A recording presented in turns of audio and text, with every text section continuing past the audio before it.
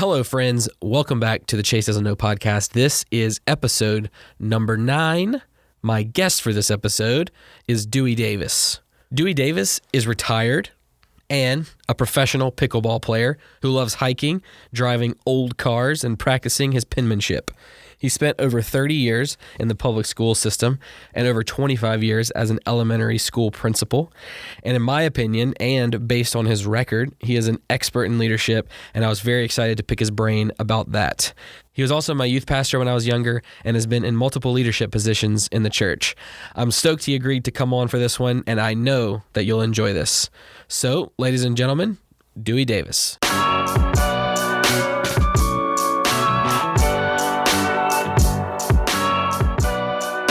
I don't know if it's good for us, but I don't know. It depends if it's all natural or if it's right. Yeah. Jif's probably not as good. Yeah, probably not. But Jif does taste better than the all natural stuff. True. You know, it does. Then you don't have to.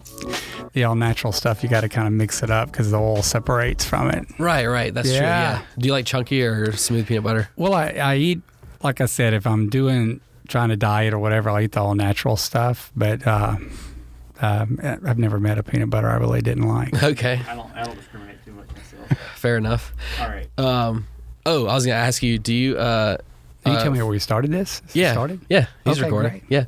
Yeah. Peanut butter and jelly. What about it? Do you use the peanut butter and jelly that's already mixed, or do you have to mix it yourself? Oh, mix it myself. Okay, yeah, for sure. Yeah. I don't even do the tube jelly, kind of deal. Oh, really? Squeeze jelly, Patty would probably prefer that. I'm a little fiscally retentive. Got you. Yep. It's got to be separated. I like smooth peanut butter, not chunky. Chunky weirds me out, but anyway. Hey. But it's like kind of a good healthy snack. Anyways, thanks for coming out and hanging out with me. Absolutely. We're now officially recording. Okay. So, like I said, there's like a ton of stuff that we could talk about. And just for everyone listening, every time that I've mentioned the podcast to Dewey, he's always like, I don't even know what I'm going to say. I don't have anything to say, which is total hogwash. So no, we'll find out. We will find out. How long do you have, by the way? Because I don't want to keep you too late. Look, I'm retired. That's true. How is retirement? Retirement's great. Just made a year. A year? Nice. Yeah, a year retired. And how old are you? I'm 57. Okay, sweet. Retired, quote unquote, early. Yeah, compared like to what the normal thought is. Yeah, maybe so. I just figured, hey, I could always get another job. Can always get more time. That's true. So were you tired of working or what was it? I had a great job. 31 years working in a local school system. It's been fantastic. I just felt like maybe there was another season of life. Simple enough. And then you pull the trigger. Do you always make decisions that quickly? I usually do. Now, sometimes I have buyer's remorse. I haven't with this decision. We bought a Challenger that way one time. Jacob and I decided to go test drive fast cars, and so when I test drove. Came home with it. Yeah, but you had that for a while. I did have it for a while. My wife did. It's not good, though, to get the car that you want for your wife. Okay. That's not a good move. Got it. Because then she drives it all the time? She drove it all the time, and then she didn't like it, so we got rid of it. Right? Yeah. Of course. But you're a big car guy. I try to be. I like it. So I first met you when we came to church at Cornerstone, and I was probably 13 or something like that. You were the youth pastor at the time. You were a trumpet player. I was a trumpet player. Yeah, that's true. I did play trumpet for a couple years. But yeah, so I got there right as going into 6th grade, so joining the youth group, and you were the youth pastor. But you drove a cool car. It was the Volkswagen, I think, huh? Yep. 68. The red bug. So yes. Tell me about the red bug. Well, the bug was a father-son project. My son, he wanted to buy a video game, and I said, why waste your money on a video game? Let's buy a car. Wow, smart. So we had $500 saved up, and we bought a Volkswagen sitting under a tree, and by the time he was 16 and able to drive it, we had it where it looked decent. Cool. It was loud, not fast. It was loud. But it was loud. Super cool. It was cool. Is that, did y'all have do any other car projects? Not successfully. We've done several things not successfully. We tried a boat project that ended in a failure, and one motorcycle project that ended in a failure that we were going to bob, and it just ended up being a piece of junk. Was that the one that Jacob drove around? No. Okay. I was like, that one was It was super cool. Yeah. but we bought that already done. I got you. Already Okay, cool. Yeah, I actually am just remembering that he had that motorcycle. He That did. was a sweet ride. And you had another thing that we connected on a lot throughout my childhood growing up, I guess, was that we had motorcycles. You always had a motorcycle. Yes. And then I had a motorcycle for a couple years. But when did you start riding bikes? Started when I was, with a mini bike when I was probably less than 10. My dad was a Harley rider, and I have a slight disability, so he always looked for things like, even my motorcycles were 750s with the semi-automatic clutch, because I can't control my left hand. But he used to tell me can't never could do anything. So when I wanted to ride a motorcycle, he said, hey, we just have to find one that fits you. And cool. I enjoyed that. Cool. And you always had one growing up and stuff? Yeah, growing up, yes. I was the baby of 4, so I was what they would call spoiled. So I always had a motorcycle growing up. And like I said, that was something we just enjoyed doing. I'm curious to hear about, because I don't think I ever have, but like, tell me about your I've heard pieces of it, but about your childhood, like where you grew up and. Okay. I grew up here in Louisiana. I think I'm the only one of my siblings that was born here in Louisiana. The others are scattered California and Arkansas and things like that. But grew up, my mom and dad were probably married, I think, 75 years. Wow. Together. They've both since passed. My dad passed last year. But longevity, 93 and 91. Wow. Yeah, but my mom was kind of a child bride. I guess you would say that was okay then. But great childhood, like I said, with the CP, I would go and I can still remember the doctor talking to my dad and said, well, you can't let him do this and you can't let him do this, or you can't discipline him. And my dad finally said, well, you raise him if I can't do those things. And so I feel like I had great parents, but he always just about allowed me to want me to try just about anything. So I played tennis in high school, lettered in tennis, not from a school that's known for tennis, of course, but I hit, throw the ball and hit with one hand, played baseball, played football, played in the band. Cool. So my dad was, like I said, mechanic by trade, and we never had a car that ran when we got it. He always drug them home, and so I've had a lot of cars, none of which are extremely valuable, and none of which really ran when we first received them as young teenagers and things like that. Cool.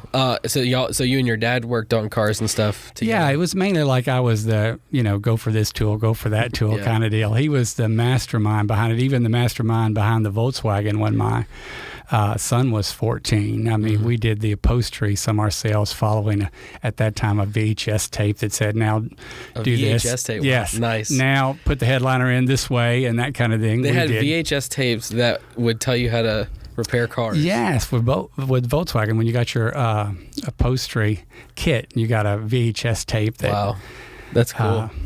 That's like YouTube of the before YouTube. No, yes, absolutely. That's because I know there's tons. I've seen tons of videos on YouTube about everything, but a lot of car. Like I've used YouTube to fix my car. We have too. We've done all that. But VHS tape. That's cool. But great childhood. Like I said, pretty. Normal. I mean, as far as things, like I said, my parents never really saw my disability. They wanted me to just do whatever I could. So it really never water skied and things like that. Never really slowed me down. He would tell me that it's not that you can't. Sometimes you have to figure out a different way to do it. Do things. So that was his big thing. So so what exactly is, because I wanted to ask you about cerebral palsy, which is actually the oxygen was cut off to my right side of my brain during childbirth, which controlled my left motor function. So I can't wiggle my toes on my left foot. I can't turn my left hand over. I can't really control my left hand real well, particularly if I think about it. That's what's so crazy. If I can keep my mind off of it, like if you're holding hands with someone and I have to think about something entirely different, because if I think about that, I'll squeeze their hand. I don't want them to get the wrong idea or something like that. So I kind of very cautious about that. But like I said, played baseball, catch and throw with the same hand, stuff like that. I've seen you do that, actually. Yeah, that's been a long time ago. We did a video on that for church or something. Yeah, catching with it and throwing the ball up, dropping the glove, grabbing, throw it. That's cool. Not as quick as I used to be, though. What do you? So I know, like, sound like your dad kind of had a solid perspective, I guess, on that, and kind of showed you maybe how to deal with it, or kind of gave you a path to dealing with that. How much was it? How much was there any like struggle with that you had to struggle through? Oh, absolutely. I mean, tying my shoes to this day is an ordeal. You know, in fact, when my kids were young, I would make a game and tell them, okay, you tie the right shoe and you tie the left shoe, and then it would always end in a tie, you know. But yes, again, it's, if I think about it, my brain gives that arm or hand a sensation, and it doesn't really get the full message, so it doesn't know what to do, so it'll contract or something like that, which is kind of scary on a motorcycle, you know, particularly going over a bridge when you have to think about something entirely different, or your hand might just come off the handlebar, you know, like that. It's kind of scary. I did want to kind of maybe ask and see what your thoughts were on like, you know, kind of dealing with that, and what, because I know, like, you know, I'm sure, and you've, we mentioned, you're in the school system, so you've come in contact with thousands and thousands of kids, but you know, you always hear about kids in school, there's a lot of bullying and things like that, but kids in school who maybe are already kind of at a disadvantage in one way or the other, having to figure out a way to overcome that, I guess. So would you say, was there kind of that experience that you went through, or do you feel like you kind of had that outlook of just finding another way, and that kind of helped you through all? Yeah, that's what I've kind of encouraged. You know, when I got a job first in the public school system, probably wouldn't be politically correct, but the person that hired me said, I'm hiring you because you have this disability, because there was a child there that had a similar disability, and he said, I want him to see that he can do other things, you know. So I really, it's always been it's never bothered me, because it's all that I know, you know. You know, there's certain things I used to not do. I wouldn't eat steak because that looks kind of terrible when way you grip things. It kind of looks a little scary. But I since now love steak so much I'll eat it regardless. But it helped me relate to kids. The kids always wanted to hear the story. You know, did you fall on your motorcycle? Is that what happened? Or, you know, and you know, so they're looking for something really dramatic. And when they learn that, hey, it's just the way I am, it's probably not as dramatic to them. But it helped me relate to a lot of kids. And, you know, it's, I've always been told, God never wastes an experience. So, you know, I know what it's like to be different, you know, and it's okay to be different. You know, and that's what we want our kids to learn. You know, I don't think really kids have changed through the years. Sometimes parenting has changed, but I don't think kids are. Kids generally want to be loved and received. And, there's, but, you know, I guess if you call it bullying, it was around when I was young. I was redheaded, freckle face, and a disability. I had it like all going on. It was all, you know. You know, I've heard the red hair, freckle face, strawberry kind of thing, and you add a disability on that, so you get some attention. But hey, you know, never let it stop. And I've tried to tell the children that I work with, your value is not based upon someone else's perception. You know, and you know, that's a meaningful thing. So for the kid that maybe is a little bit slow learner, you know, or is dealing with a physical disability, I've always tried to focus on what you can do and looking for a different way. And certainly there are things that I can't do well, but there's a lot of things that I can. Definitely. So that's kind of the message I wanted them to receive. Cool. How many kids do you think you've been or have come through your schools over the years? Wow. Let's see. At times my school's been as big as 950. So, but mainly averaged about 800. And so 800 times, let's see, I was probably a principal like 28, well, not 28 years. I taught some of those years, but I've had contacts with more than I can remember. That's a large number. Yeah, a large number. Now, some of them I still remember their first, middle, and last name and who their parents are, but sometimes that's for different reasons. You know, it's harder to get to know the kids. I do want to talk about some of that. It's harder to get the kids to know the kids that are always doing the right thing. So I always kind of made that a big effort to get to know their names, to we had what we called Star Student Breakfast that I started when I took over as principal for the main reason of getting to know the names of the kids that are always doing the right thing. Didn't have to be academically. It could be behavior, but they were always giving their best. And that's the kind of kids that sometimes blend into the woodworks. Right, that's true. You know the kid that's causing or calling for attention to themselves. But for that kid that's always doing the right thing, it was kind of hard to get to know them. So that's one of the things that I did.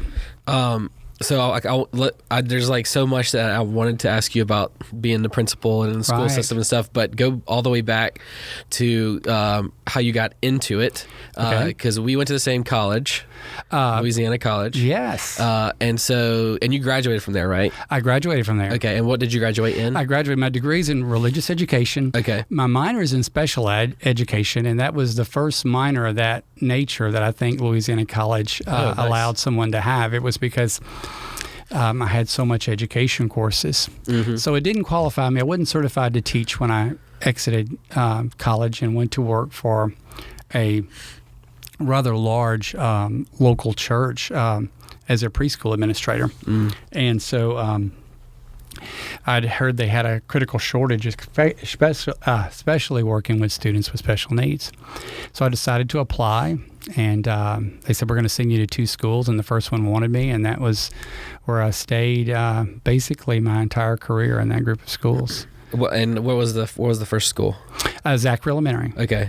So were you at Zachary Elementary? I was the whole 31 years? No, not the whole 31 years. I was at Zachary Elementary as a teacher, special education, and then they moved me to 3rd grade, and I taught 3rd grade. And then when the district became independent, my superintendent, Warren Drake, wanted me to go over and open up Copper Mill Elementary. Right, okay. It was 4th and 5th grade, and I'd had some experience with LEAP and preparing kids and things like that. So I went over there, got to bring my entire staff, which was very unique. Every custodian, cook, teacher, everyone. And spent about 10 years there. And then Zachary Elementary opened back up. And I told them I'd like a block from my house. I said I'd like to go back there and kind of finish out my career. And went there until I got kind of ready to retire. And they asked me about being elementary supervisor, and I was there elementary supervisor for a year and a half. And that was for the district, the whole district. Yeah. And what I'm not totally sure how all of that works. So is that just all of the Zachary schools are in the same district, and you're over all the elementary ones? Right. Okay, gotcha. Okay, so you started off teaching, right? Special needs, and then 3rd grade, and then to administrator or principal. Right. So tell me about tell me like how you got how you were offered the principal job, or did what job interview and all that sort of thing. If I can back up just a little bit. Okay. Got hired as a special needs teacher and really didn't have any experience, didn't have the formal teacher experience. I had a minor there, and I went back to school and got my certification and all that. But he's legal. Yeah, I am legal.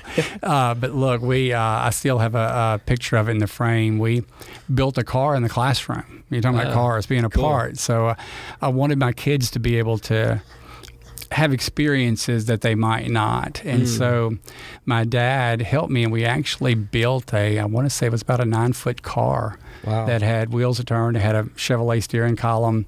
You'd open up the trunk, and it would have visual equipment and things like that, and you open up under the hood and it had books. So it's like a library. It's a pretty cool thing. Yeah. So I became principal of that school.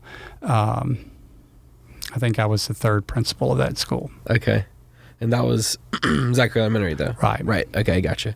So what was, do you remember like your first day as principal? Oh, yeah. Well, yes. I actually remember the first few days before then, barely, but took a bad bicycle accident when I was moving out of my classroom and moving into the office, and could not even remember that I had become principal. I was really kind of panicked because I said I make my living with my mind. If I lose that, I don't really know what I'll do. But became principal, and it's hard when you lead. It was a great staff there, but I was one of their peers. I was a teacher. I was an assistant principal. I went right from the classroom to being principal of the school, which was a little different track than most. I've always felt like God's had me in positions that I'm very much underqualified for, but because that's really those teachers. Not only did I go back and get my credentials, but those teachers taught me how to teach. And so I then, like I said, became the leader of that school. And it's hard to lead where you once were with peers, and people didn't know if that would work. But I felt like I had a reputation for hard work and at least doing my best at it. So I think that was respected, but it was just I've always had the privilege of working with incredible staff. If I have any quality that I feel like helped me be successful, it was that I could hire good people, and luckily the person before me had that same quality. So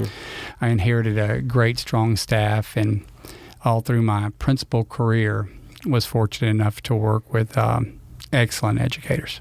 So speaking of that, how do you hire good people?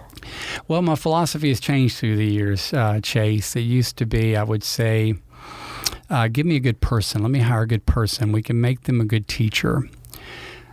With a few failures in those areas, because there are great people that maybe lack some skills, in some areas. I said, I need a good person. I need a person of character, but I also need a person that has a few skills as well. I still leaned more toward character. I feel like experience we can give someone. Character, you kind of have to come with that. When you're an adult, we can't give you character. So people that were going to work hard.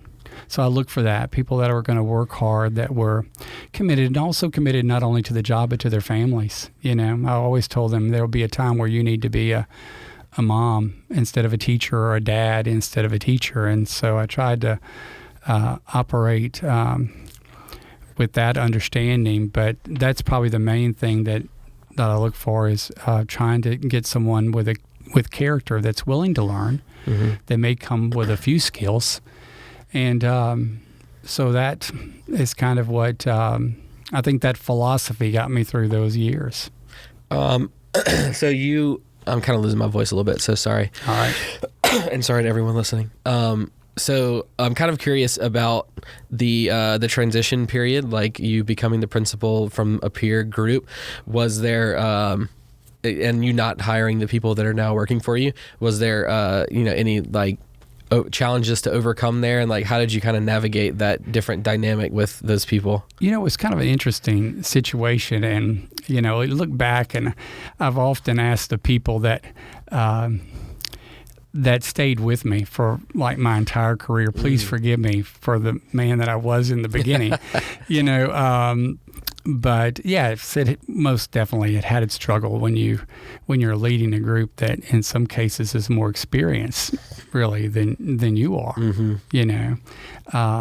but like I said, fortunately enough, great people, because not only I was new as principal, but my assistant principal came right out of the classroom as well. So we both were two people. And look, there were times go home, I guess, and just cry. Really? Things didn't always go well. Right. It was hard, a lot of weekends, a lot of evenings. That's what you do, though. I mean, you do what needs to be done to get the job done. So, not as much in the latter part of my career, because hopefully I learned something. But in the beginning, there was some tough days, and but like I said, I attribute my early success to the people that allowed me to experiment with my leadership. They were just outstanding educators, and so I think it would have been probably more difficult. Not by any means saying I was a star teacher. I feel like I worked hard, though. I don't feel like I entered into administration with a lot of baggage. I had a reputation for working hard, trying to do things creatively and stuff like that. But look, I give all the credit for transition to those people. And like I said, often when I see them, I'll apologize for my errors and early in my career. Yeah. I think you definitely apologize too much. Well, but what I'm learning, most things are erasable of things. There are very few things that, even decisions, and that was something I felt like I never really wanted to be a principal. I wanted to. Yeah, I started working on my master's in special education. Really? Okay. And my principal encouraged me, and I didn't think I had what I would call the sand for it or the grit for it, or I'm pretty much not wanting to be confrontational with people. But what I learned is it's not, and I learned this from, it's not what you do, it's how you do it. So I can be direct with someone and still be civil.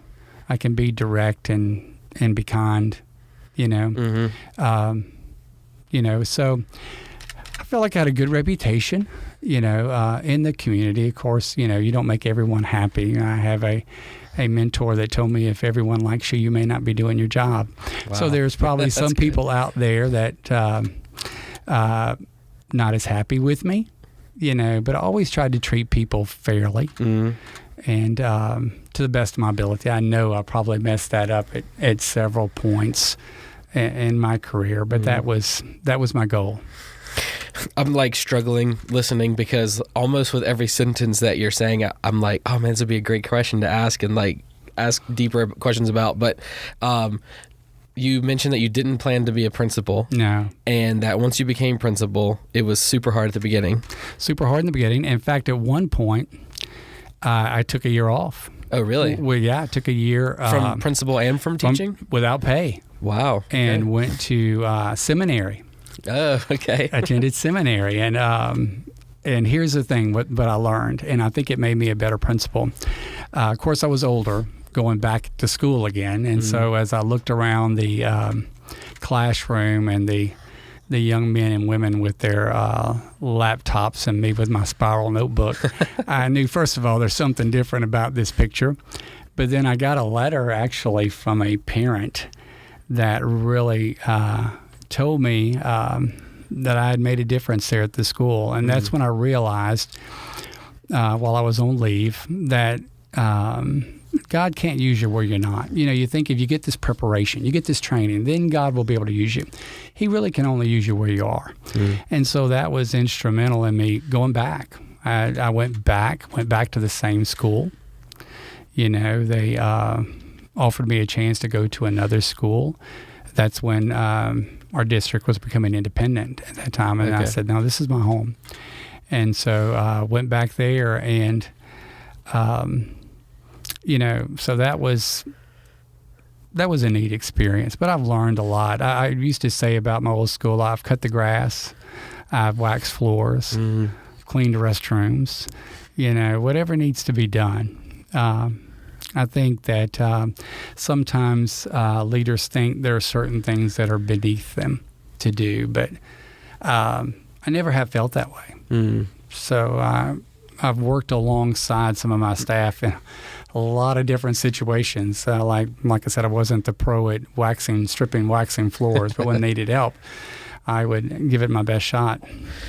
So what is the list of duties, I guess, as a principal? What's like the daily stuff that you're doing? Wow. And you can't say whatever needs to be done. That's not the answer. Well, I can be specific, but it is very difficult because what it is, you're responsible for everything. In fact, when something went wrong, and let's just say if one of my staff didn't handle things exactly right, I would sit there. You say I apologize too much, but that's what I would tell a parent. Look, I'm sorry, because when it comes down to it, I'm in charge of everything that happens.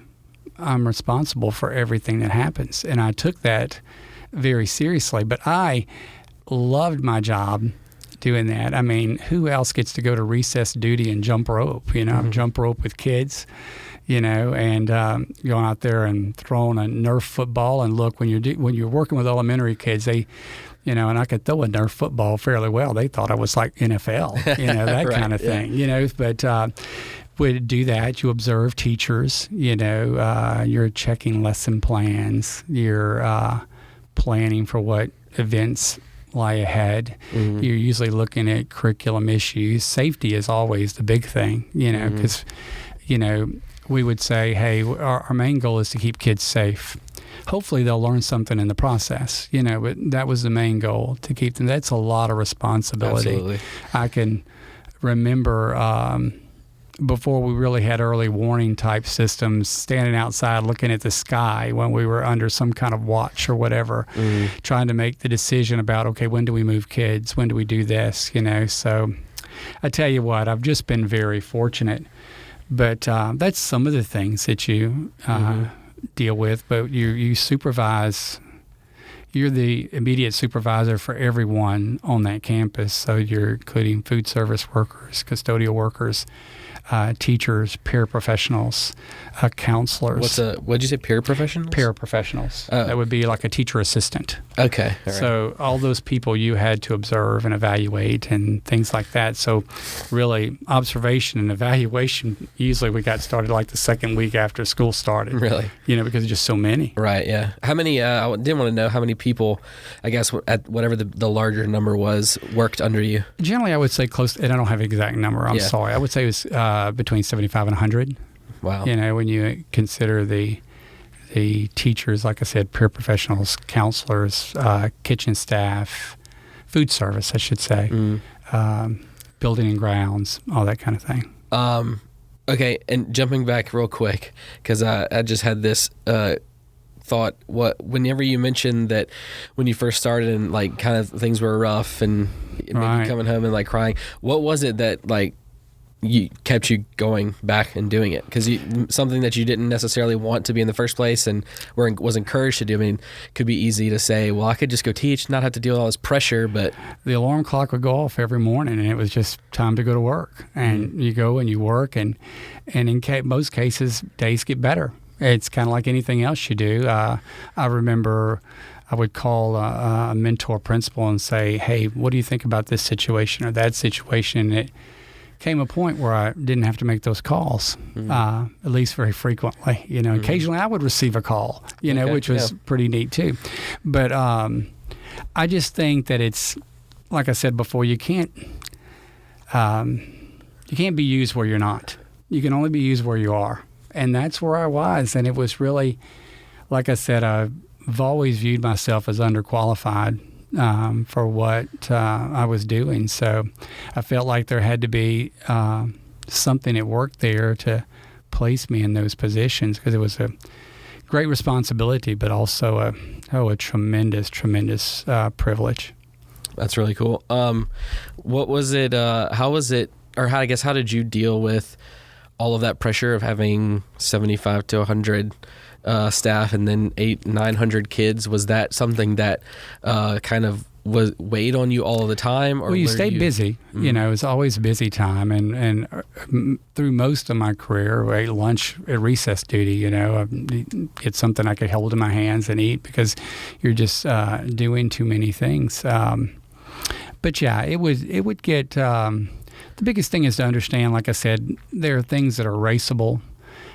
Everything's not urgent, and everything doesn't have to be answered right then. And that's what I learned. Someone would come with a question, and sometimes I just needed some think time. I'd say, let me get back with you. And I would. It's also important to do what you say, and get back with them and things like that. So, somehow it just, you were tired at the end of the day. It was a good feeling, because I kind of, early on, one of my superintendents said, the principal should be the first one on campus and the last one to leave. And by and large, that was pretty much true through a lot of my career. You mentioned mentors. Did you have specific mentor or a couple mentors, and how did you find them coming up? Oh, that's a good question. And this is what I did. I had a mentor as a new elementary teacher, and then a principal mentor, but mainly they were self-selected. And I looked, who is getting the job done? Who is successful? Who would you like to pattern yourself after? And that's that's what I did. When I first, particularly when I taught third grade, there wasn't a lot. Well, when I taught special needs too, there was an experienced teacher there, and we were right next door to each other. So she would guide me and all that. So mentors sometimes change. And then when I taught third grade, I looked for one of the most successful third grade teachers. In fact, the one that served as my mentor at some point in her career was Louisiana State Teacher of the Year. I mean, Cool. She was just outstanding. And I would go every break that I had. I would go in to watch what she was doing. I would kind of fake get upset if she didn't tell me what she was doing and what she was planning. And then, like I said, did the same thing in administration. I looked for someone that had a proven track record of success academically, leadership-wise. And man, that served as my informal mentor. We didn't ever have an agreement, or it was not an arrangement. That's just was my go-to person to call if I had a question or just needed to talk through my thoughts about something. What is I know you journal a lot. I do. And so I did want to talk about that and stuff, but how do you so two things. You said you make decisions pretty quickly. And most things are most things are erasable. So Right. how do you kind of process a quote unquote big decision and come to a decision? Well, I probably do it differently personally than I did professionally. Okay. I'm a thinker. I'm not trying to give you the idea that I don't think through something, but it comes a point, particularly that a decision has to be made, and so you learn to move forward and make the best decision based upon the information you have. But I think through things. I will not sleep well, not stay up. I don't want to give the picture of worry, but I'm thinking even when I'm asleep, and I've come up with many solutions to things while I just dwelled upon those things. And so I do that. Journal is a way I reflect. I'm very reflective, and that can be good or bad. I'm the one that gets buyer's remorse, because I'm too reflective. But I'm also reflective about my action and my character. Did I come across a certain way? Is this how I want to be viewed? So do you think you hear a term a lot nowadays, like people don't overthink it, like people overthinking stuff, and where's the line between the reflection and then like overthinking? It's tough something? because if you're not careful, overthinking can lead you to paralysis. And I try to avoid doesn't that. let you make that decision, Right, which just puts you kind of frozen. Right. I always tried to avoid that. I would think, and there's nothing wrong with getting good counsel too and bouncing things off. I still think if you're in a leadership position, people look for the leader to make the decision. Doesn't mean that he can't get lots of great input, but they usually don't have a leader to make a decision by committee, or by popular vote.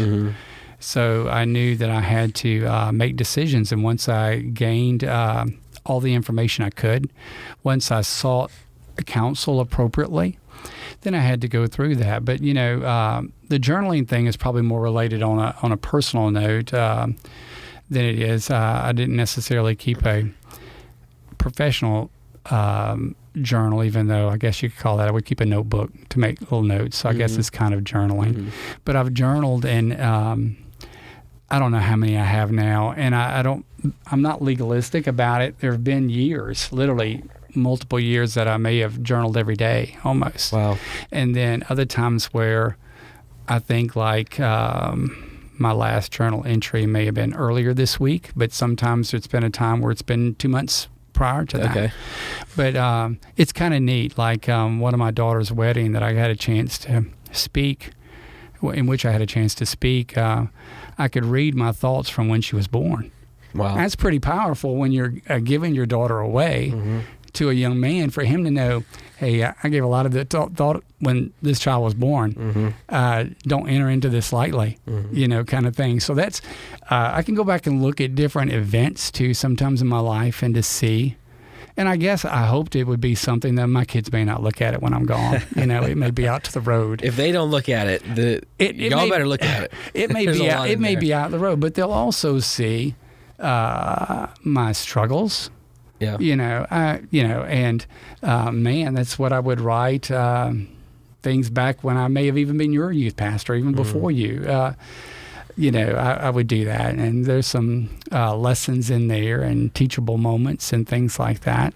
But I've never really tried to make it legalistic. But I would say that I've got at least a good dozen, field. And like I said, it may not be anything that my kids are interested in, but I thought there may be points in my life. And like I said, I'm sure there's some big events. I didn't journal about the births of the grandkids. There's 9 of those, and I know I probably missed some of those. And hopefully I have all 4 kids, but we won't mention.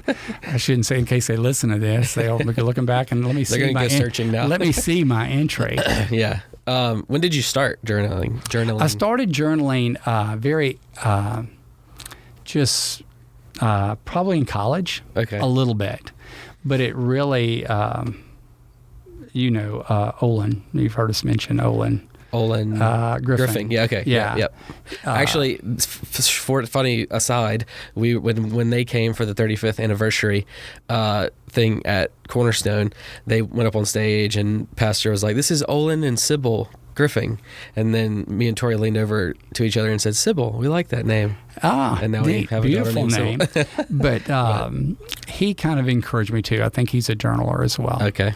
And that's probably where it really took fire. I was gonna say, what made you just pick up a journal? And just because I've always been reflective, but I wanted to go back and see progress in my life, or see struggle, and understand, or see what I was thinking when my 4 kids arrived on the scene, or all those type of things.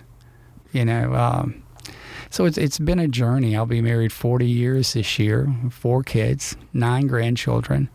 And so there's been some very neat, I would say, mile markers in there that at least means something to me. I think I wrote in my very first journal in the front, said, I really didn't write this for anyone else, and I just contradicting what I just said. But I said I was writing it for me to reflect on and see growth and see areas of struggle.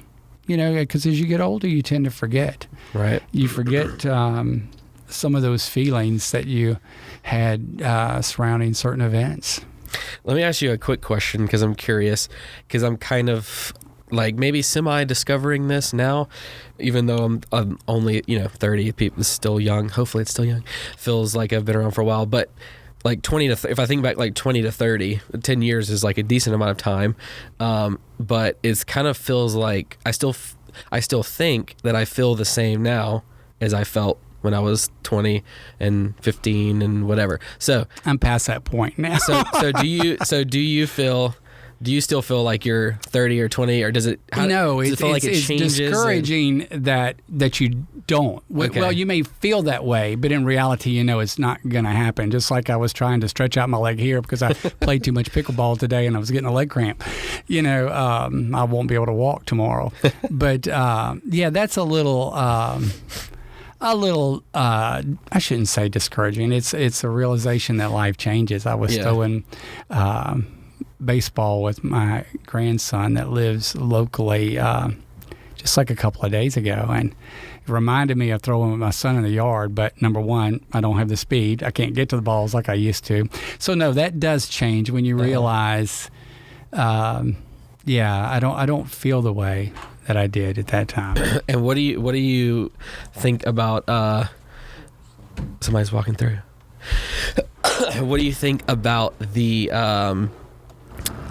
looking back and reflecting, and you have this kind of record of your thoughts and things happening in your life looking 30 years, 40 years ago?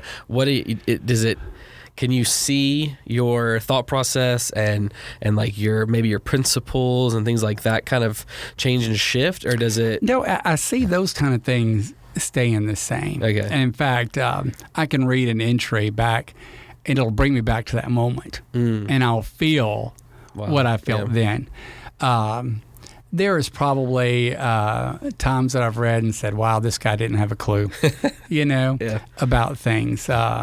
Married at 18, just didn't really have a clue on a lot of things. But So, you look back, and I tell you what it does, though, Chase, it really makes you think more about the future than the past, because in some ways you realize there's a lot more highway behind you, as you get older, at least on this earth, than there is in front of you. So you become a little bit more thought conscious about what you're thinking and what really matters. And the things that may have stressed me at 19, 20, probably wouldn't, be a very minor speed bump now in my life. So would you suggest that everyone should journal, or do you think it's just because you're a reflective person that you find the value in it? Well, I'm a reflective person, but I also, my goodness, I am probably the least educated in my field, really. And when I say that, my parents were great parents, but they weren't readers. So I didn't start really reading. Reading and loving reading till I was an adult. And it was really the same way with writing. The thought, the act of putting thought down in paper is significant. So would I recommend journaling? I've recommended journaling throughout the years, even for parents that talk about, my kids got a lot of trouble with spelling or with grammar. And I said, man, y'all write a journal and don't correct their writing, but try to model. If they use a wrong form of a word, then you try to use it correctly. But it also, and I would recommend that when Sybil's of age, journal, So would I recommend it? Yes. But do I think that everyone is someone that will journal or enjoys writing? Or, like I said, you can verge when you can be on the edge if you're a reflective person to overthinking. Which, like I said, if you go to the extreme, that kind of leads to paralysis in what you're doing. So I can only say that it's been very healthy for me, and it is something I would recommend. And but I'm one that likes to write letters and writes notes, and when I'd have a gift from my faculty or whatever, I would write each one of them a note. I could easily do an email later in my career. We didn't have all that when I first started, but later in my career I could do that. But, let me ask you about that, actually, because I just had this thought. I feel like there's my age growing up, we had a computer when I was probably 8 or something, and then I kind of got a phone right before we got all the smartphone stuff, and things like that. And then, of course, nowadays everybody has the computer, and you have an Apple Watch. It was a gift. Okay, solid. Gift from one of my kids. Nice. But we're all, we've got all these things. So I guess my question is, it seems like there's, and I am kind of like experimenting. I would like to read more and kind of I watch and listen to a lot of podcasts. Right. Like kind of maybe want to try to look at a tree for an hour, and like just not look at something digital. Right. So I guess my question is, you've grown up through both kind of eras. Right. So what do you think? Is it true to say that it's better to read and write rather than text and watch YouTube? The world changes. I remember at school when we first got the internet, at school, the dial-up. Dang, yeah. When we said, wow, we're online. It used to be an online was you were punished at recess on the painted line. You had to sit out there. Sit on that. But it was an incredible thought. But I think people just have to do, what works for them. I know people that read articles on their phone or whatever. I tend to be a global learner. I want to hold that book. I want to mark through things. I want to make notes in the margin. And that's just who I am. Do I think that the younger or your generation is, are you missing something? I'm not going to say that. I don't know. The world operates different. When we look for places to go or to do that, we might consult a newspaper, which I still get Really? a newspaper every day.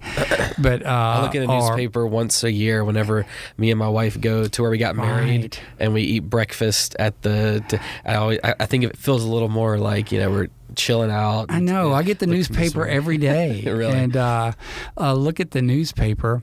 And, if I wanted to look where a place was located, growing up, I'd look, and even in my adulthood, we'd look at a phone book. Mm. Do you still get phone books? No, we didn't Okay, have any all phone right. books. Okay. And my son would laugh at that. Yeah. I mean, we don't do that now, but if they're looking for anything from a church to a restaurant, man, they're online. They're looking at reviews. There are things like that. So I don't think there's one better than the other. Which do you prefer? I guess? prefer. Now, it all depends on the circumstances. Like I Right. said, I prefer books. I prefer a hardback over a paperback, but books I prefer. My faculty gave me I think it was a Kindle Yeah. when they first came out, and I thought, man, that's the neatest thing. I can have all these books, but then I would mark in it and then couldn't find my marks. It was just, right. it didn't really work for me. And there's still something about getting a letter that someone wrote Absolutely, yep. by hand.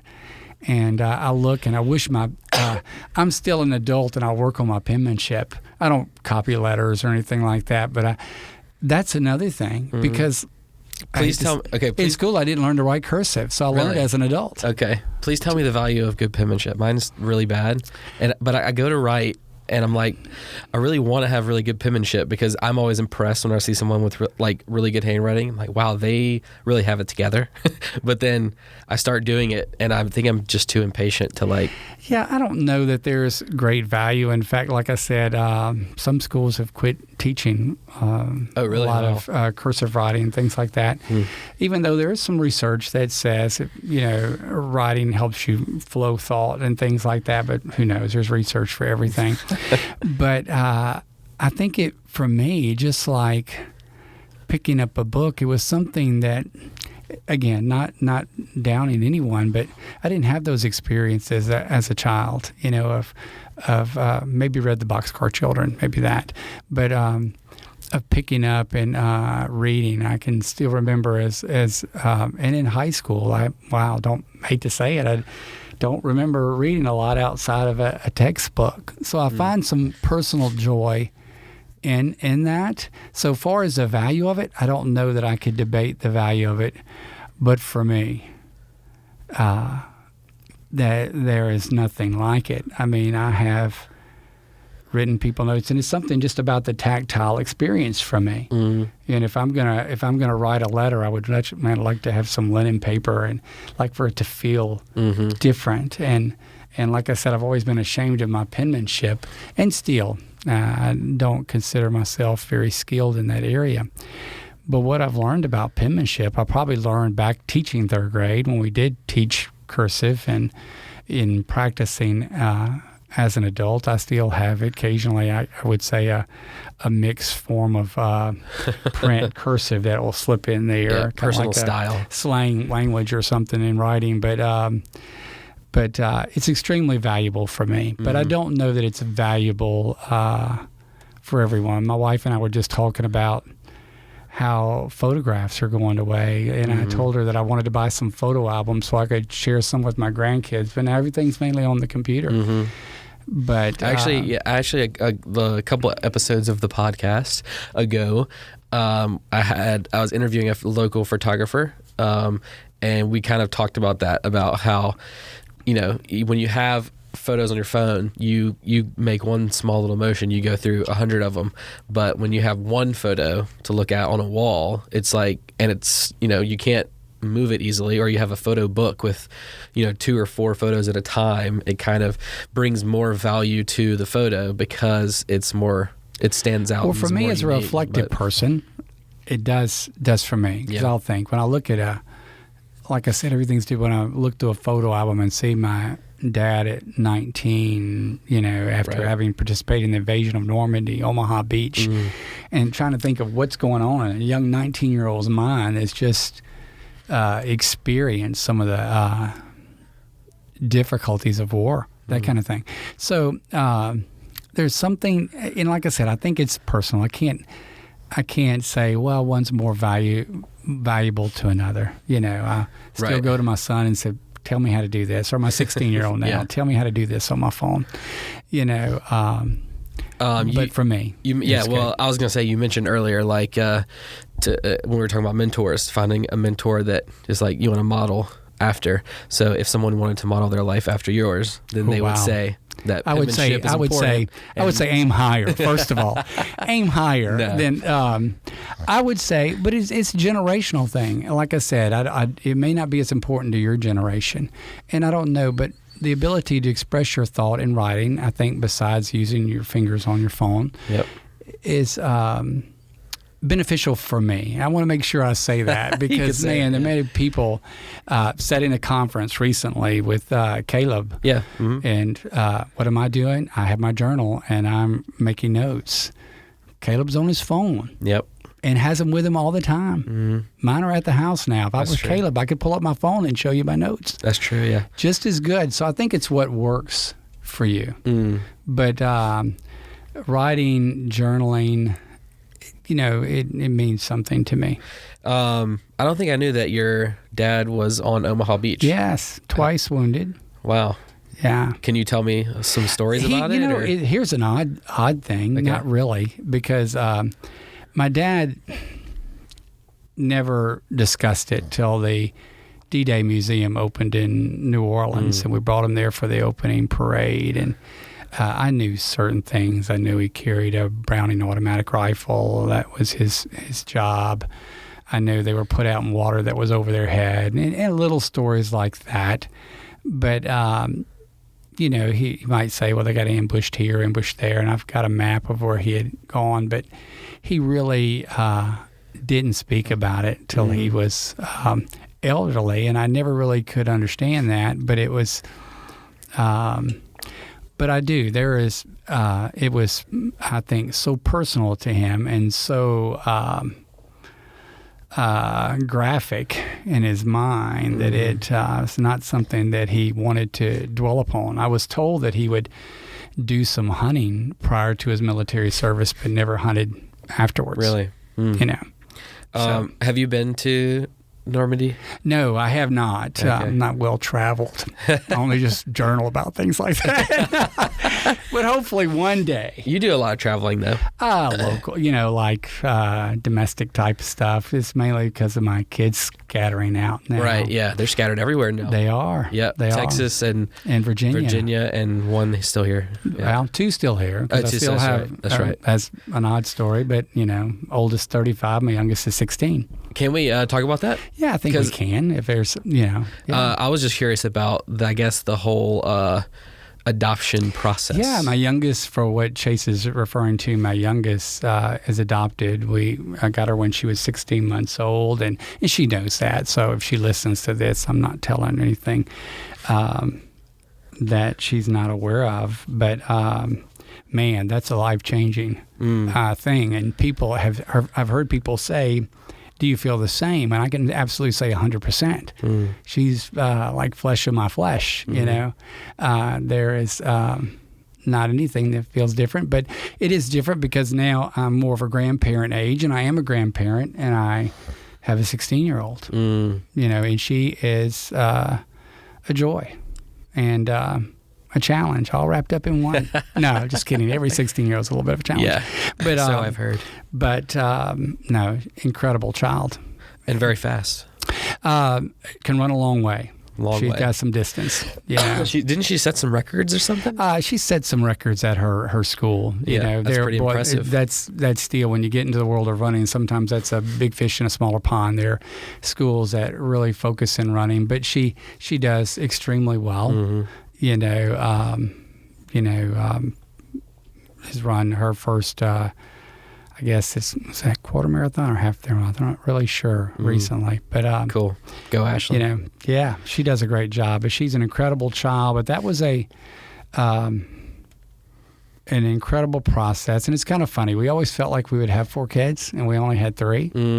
And so That's pretty cool. She kind of completed the fourth there. Yeah. And like I said, she probably has a tougher road than we do, because, when your oldest sibling is 35 and you're 16, it's like having, she's got another dad. She's got, 2 other moms. Yeah. Right. Because they're old enough. I'm sure she does hear it from all. She hears it from every side. But like I said, we tell her all the time that in fact, when she was younger, we'd say, hey, you're one of our greatest blessings, That's cool.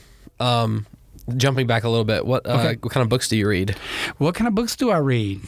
Good question.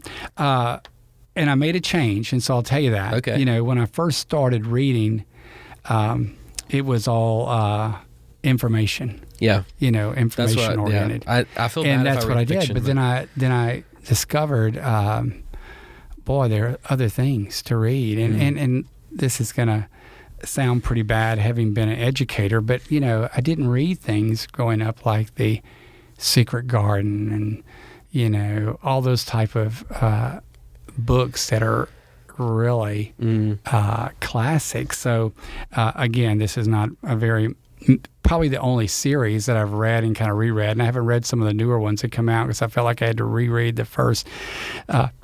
Please don't judge me because of this, but I loved At Home Midford. Okay. Never heard of it. Not a very manly series, but it's all about Episcopal priest, and it has a lot of prayer in the book, but it has a lot of humor, that particularly if you've been around the church much, where you see characters that you can identify with and all that. Like Christian humor. Oh, absolutely. Just in characters, how people behave and do all those things. I'll pick up books, like I said, that probably someone would say, well, goodness, I can't believe you're an adult reading,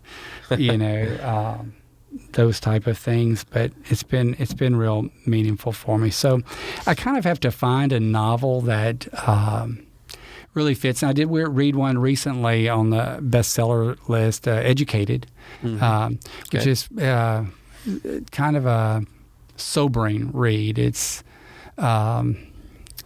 it really is kind of based upon a true story and kind of a sobering read, but I enjoyed that. Is it in the takes place in a school system or? Well, something? it takes place with not to give it away, but a young lady and her family that really were supposed to be self-taught at home or something like that. They ended up being extremely. It was almost like parents' fear of the government kept them from educating their kids, and the kids were brilliant, and smart, and ended up the main character received her PhD and all this other kind of stuff. So, but I enjoy reading, So going back to the school, because there's so many questions I could ask you about that. How did you, as a principal dealing with teachers and parents, how did you approach conflict resolution? Okay. All right. Here's how I approached it, and I'm glad this is not a call-in show. Someone might call in and say, that's not how you handled it with me. And I handled it differently. I got wiser, I think, as I went through it. I hope I get wiser too. Yeah, geez. I could see in the beginning of handling that, number one, I always tried to find an area that we could agree on. So kind of start with. Well, yeah. I mean, just the fact that I can validate if you were upset with me, that let's say you're upset with the school that they didn't do this, and I could tell you, and I mean this sincerely. These aren't lines that I'm a parent myself. I totally understand how you feel about something, because our kids are, they're the most important thing many of us have. But I would try to find some area to be able to identify with someone, even if that doesn't mean I look for that we agree on the topic at hand. We could be miles apart. But any parent, even if I felt like they were wrong, I could agree on the fact that they care enough about their child to come and sit down and speak. That's worth something. And I started seeing value in perception. Someone's perception is real to them. So for me to immediately dismiss an event and say, well, that didn't happen, or this and that, in some ways is not being respectful of their perception. I would do that even when a kid maybe felt like a teacher didn't like them. And I knew that wasn't the case, but it was real to them.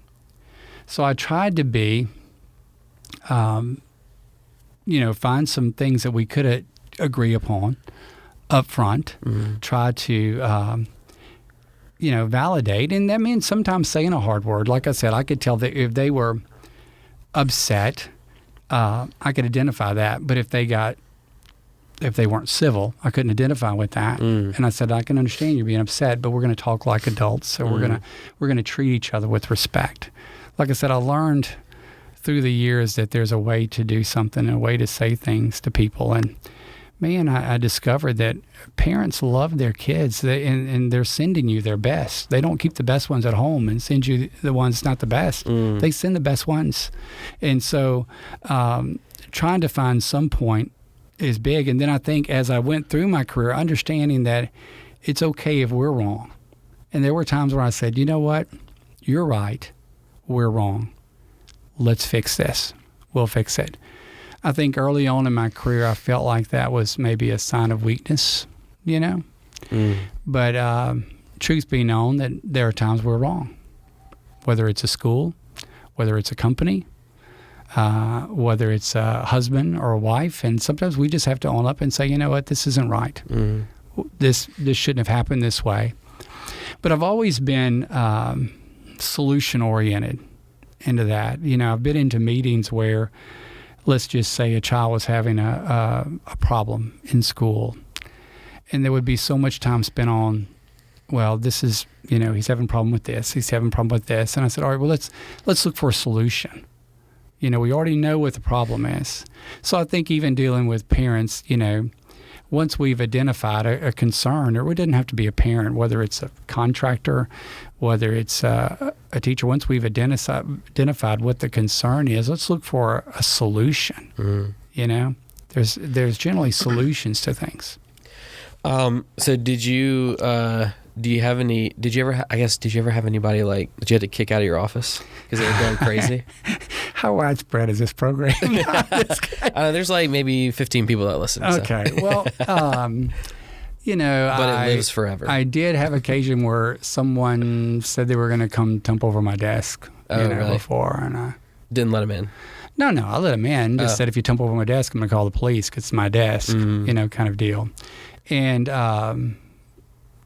by and large, like I said, what you're looking for is to make sure things are safe. I've never been concerned about my safety, but I don't like kids or either other adults seeing a person that's not at their best, that's not in control, So my thing is, I would rather not kick someone out. I would rather move it and de-escalate it if I can. Instead of us discussing this hallway, let's move to this office and talk about it,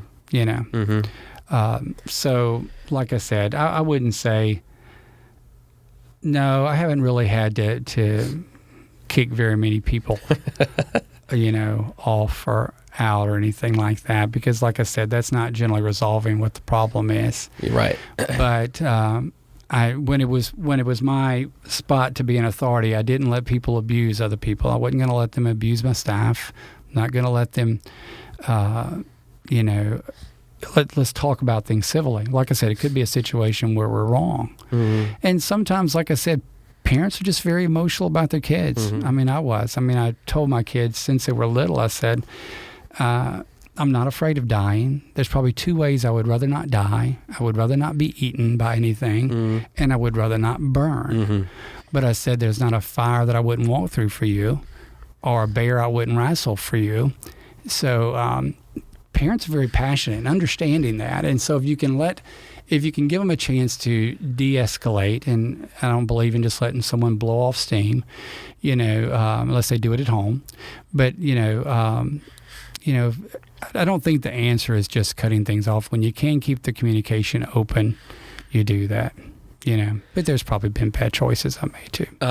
So how do you I guess deliver bad news, or how do you address someone who is whether they see it coming or not, they're just kind of not either a good fit, or like they're doing something wrong and you have to address it and fix it? Well, I've learned a lot of lessons about that through the years. I've done it wrong so many times, of catching someone on a break and telling them, or sitting down with them and saying, hey, this is a problem. And then what I've discovered is I just ruined the rest of their day. Oh, right. And that was not very mature of me, or didn't give that much thought. So I started giving some thought to the timing in which I shared with people. If I've got a problem with you and your podcast, I'm not going to do it right before you record it. Right. Yeah. Later we'll talk about it or something like that. So, and I think the best thing is just be honest. Don't beat around the bush. Don't try to emotionally beat people up. Try to, if it's a fixable, if it is a erasable thing, if it's someone that, taught a lesson, it didn't just go great, then, hey, there's another opportunity,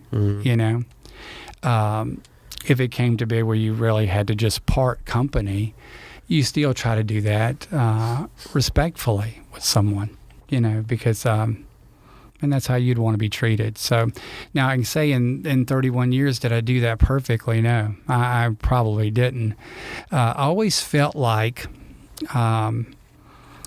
that whether it was conflict or something I was dealing with, if I could keep composure, if I could not get emotional about it far as what I would call losing it, then I came out so much better, because really I can't control someone else. I can only control me.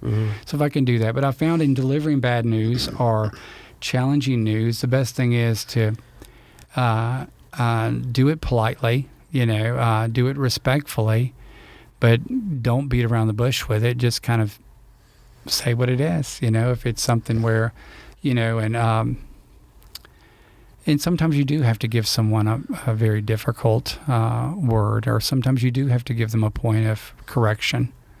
And sometimes you even have to be corrected, And I always felt like I did that, even with my staff, and I know with parents, I would always leave, and this wasn't sarcastic in any means. If you felt like I treated you disrespectfully, or in some way not being competent, or sarcastically, then I always told them, here's my supervisor. Here's their name. Here's their phone number. You call them, and if they let me know that I've done something wrong, then I'm going to own up to it, But so I think they have to be willing to know that, hey, you're gonna be measured by the same way, So I felt like timing is something you don't want to, and I've done that many, many times wrong, But I learned through the years that timing and really how you say, and developing a relationship with people, you've got to make the effort. If what's causing you a problem is a snapshot into their life, then you've got to make sure that you get a little bit more footage to know that what you saw may not have characterized them, whether it's a parent or whether it's a child. I've had a situation where a parent asked me, said, well, a child came home and said, you called him a liar. I said, oh, no, I wouldn't do that. Did I say I may have thought he lied? That's very possible. But a liar is someone that's characteristically lies, and I would never do that. I mean, your child is a child. I mean, I don't really know adults really that I would say, oh, that person's a liar, because that characterizes who they are. So I think speaking plain but doing it respectfully, understanding that you're dealing with people is important. How did you handle, and you may not have done it like directly, I guess. Well, actually, you probably did. But like the discipline aspect within a school, discipline bad kids, or kids that, there's all different types of things that kids will do. But did you have to like come up with systems for teachers to handle and then you handle, or I guess how did all that I work? got to be careful about what I say there, because then you may, there are things just I don't want misread. Teachers were in charge of discipline in their classroom when they felt like that it was not able to be resolved in the classroom. Then an administrator was the one that it was referred to. Okay.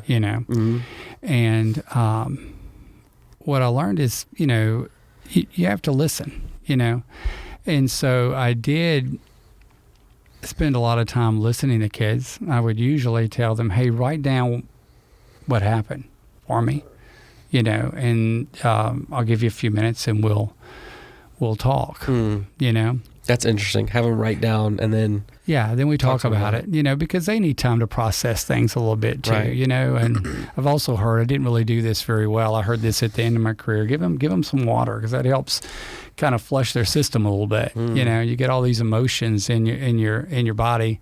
It helps just to kind of relax a little bit. But then we would sit there and kind of go over what they wrote about, and something that changed through the years for me. I remember early in my career, I would make a child apologize. You have to apologize. And then I thought, well, that's not right, because just making them say words, an apology or something like that needs to be heartfelt. And so I would, as I gained some experience, I would say, do you want to apologize? You don't have to. And if they would tell me yes, I would say, well, practice on me. Tell me what you're sorry for, or tell me how you would like to do that, because I don't want to go interrupt a teacher in class and you just say sorry or whatever. You need to know what you're sorry for and what you're going to do differently, with that. And then sometimes I would find out that they, and then I would go back and verify things as well, because there's been a few times where I found out it's a little bit more like what the kid said, when I really checked it out, that no, the teacher didn't see him do this or whatever. But so there have been some times like that. And man, I never wanted to discipline a child that was innocent. Man, did that happen over 31 years? I'm sure it happened sometime. It's what I tried to tell them, even on correction, that principals aren't perfect. I'm going to do the best I can with the information I have. But that was something that was very important to me, is to try my very best to make sure that a child wasn't held accountable for something that they didn't do.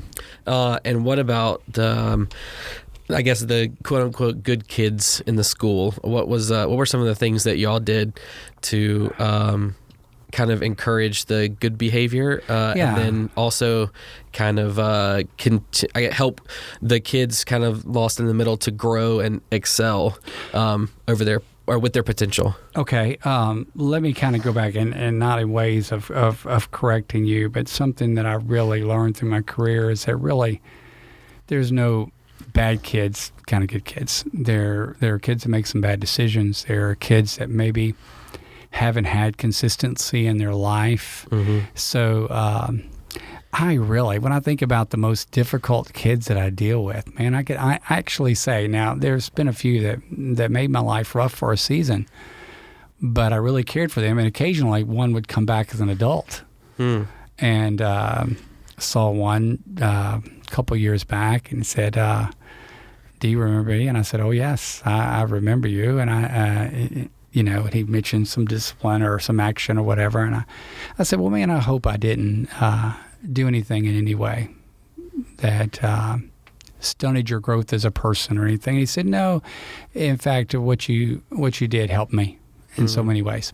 So I don't think there is, but I think, like I said, the good kids, I mentioned that earlier, can be lost in the woodwork, So I think making an effort to know kids' names, to make sure you tell them good job, to look at their work in the hallway. I used to write on every report card that went home. And that gets hard if it doesn't seem like there's a good thing to comment on. It might say, hey, you need to keep working.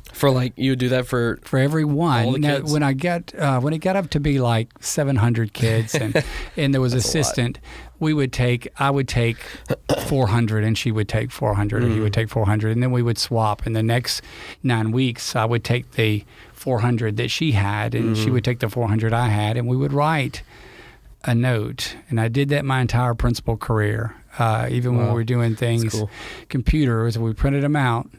Before they went home, I would write them a note and might say, man, if I'm looking at the second 9 weeks, man, I like the way you improved reading. Or let's say there wasn't anything good to report academically. I would say, don't give up, keep trying. It was just one sentence type of thing. Yeah. But I don't have kids tell me, so you remember what you wrote on my report card? And sometimes I would say, I don't really remember, But again, that's something I learned. But it was handwritten. From a mentor. It was handwritten. Yep. It was handwritten. Yep. And even when we had the capability of putting a note on it by computer, like have a great summer or whatever, I would still write on them. And so I would go as I went through class, and I would sit in a class, and I might have that class's report card, and I would write on each one while I sat there in their class, do that.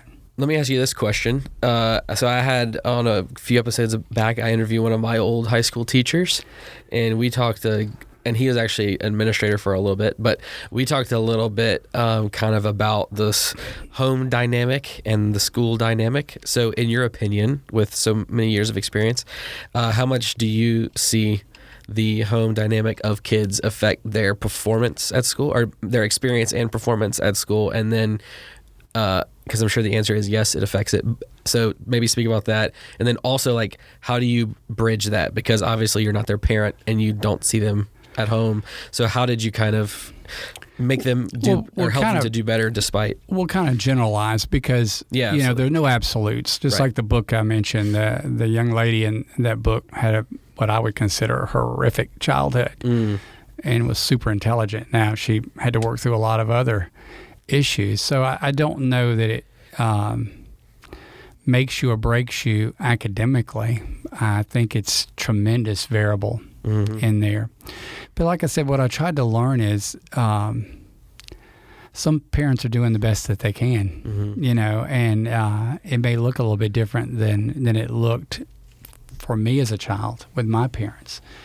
But it's, what did we do to bridge that gap? I think, first of all, we continue to congratulate kids. And these are not any of the ideas that I gave you. There's a couple that are original with me, but most things you take from people that are successful. And so, if a teacher saw a student doing something well, they made a great grade or whatever, they would put them in a box that we had, and every Friday we drew out for prizes, like that. But what did we do to bridge that gap? You know what? I've made a lot of home visits in my career. Really? That's one thing that I felt very important early in my career, and I continued on to the end, is that, in fact, there's kind of a funny story with one of those. But, if I told them I was going by their house, I said, you can bank on it. I said, I'll either be on my motorcycle or my truck or my car, and I'm coming to your house, because I wanted parents to know. Because if parents knew that their child was struggling in a way, let's just say particularly with behavior, no parent really wants that, So I remember riding a bus one day because I wasn't sure of where this child lived, and it was very rural. And I rode the bus out to the child's house and got off the bus with the child and told the bus driver, I knew the bus driver had to loop around. And I said, look, I'll be out there when you loop around. She said, what if you're not? I just said, well, keep going. And so the conversation took a little longer, and she kept going. And this is when I didn't have a cell phone. Oh, man.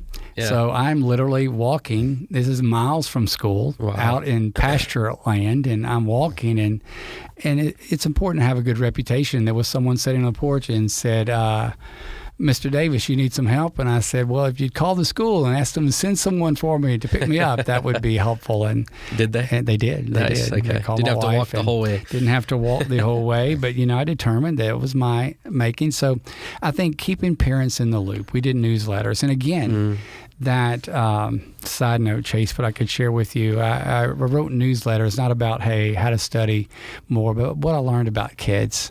what Oh, I cool. learned about kids, what I learned about parents, the good things that I saw in parents, the good things that I saw in kids. I related it to my family.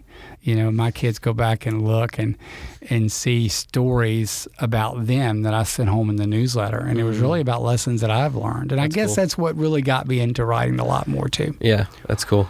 So about going back a little bit to what we were talking about earlier, technology. Right. How did you see technology affect this elementary school over your tenure?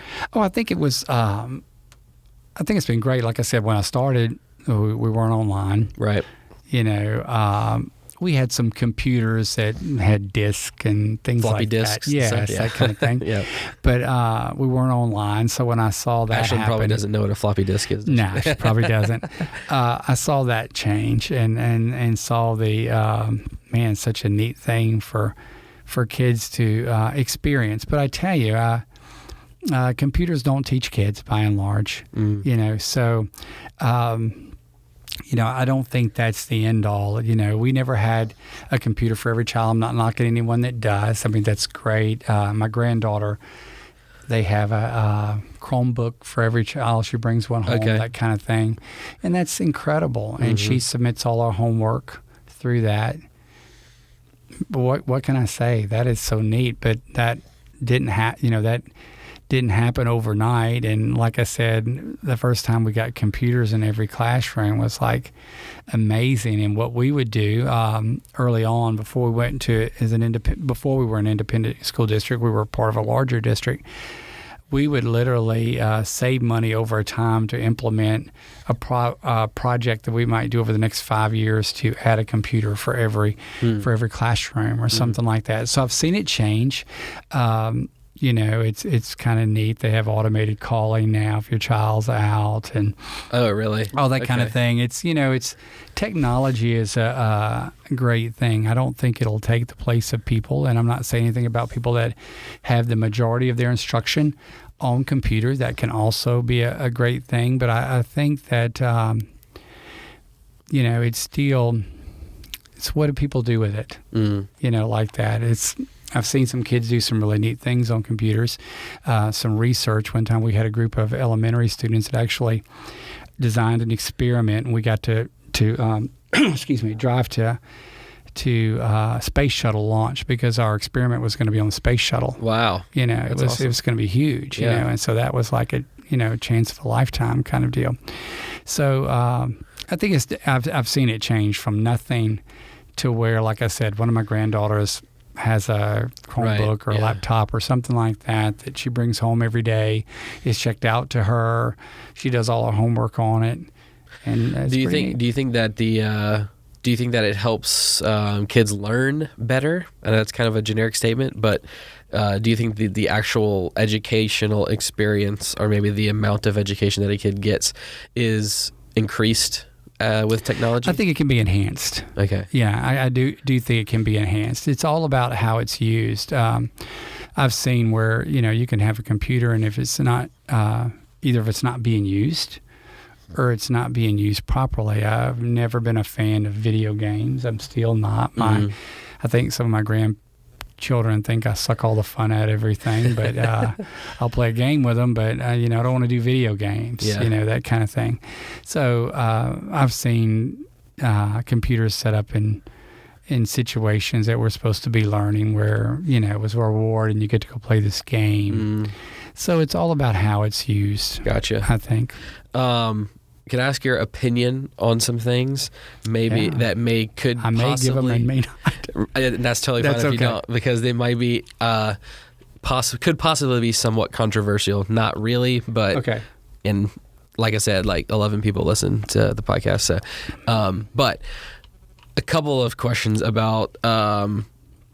So let's see. Do you think the whole process of how schooling happens, you know, kindergarten through 12th grade, usually 4-ish to 18, 5 days a week, 6 to 7 hours a day in a classroom, 30 kids to a teacher, or more or less in that. Do you think that kind of system is still the best way to set up an educational system? I know this is a really big question, but it's just to maybe kind of tiptoe into this idea because it's kind of been the same for a long time, sitting in a classroom and hearing someone talk. And so that's maybe kind of what I was asking with the technology thing. Like, should it change more? Do you kind of feel like it was good the way it happened when you were there? What are some of your thoughts on that? Well, you never arrive. So, I don't want to put anything that I did or the school that I worked with did up as a model.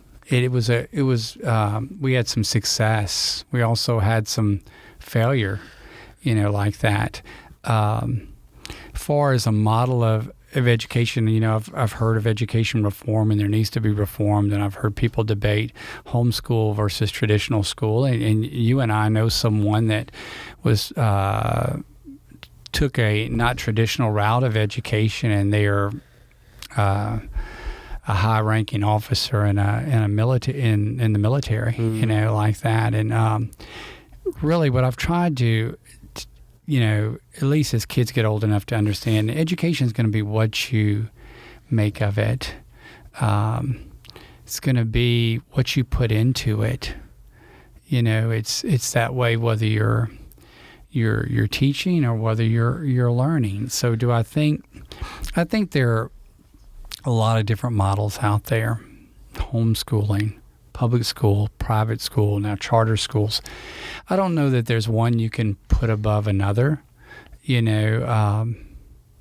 Unfortunately, you haven't seen all have the same opportunity or afforded the same opportunity.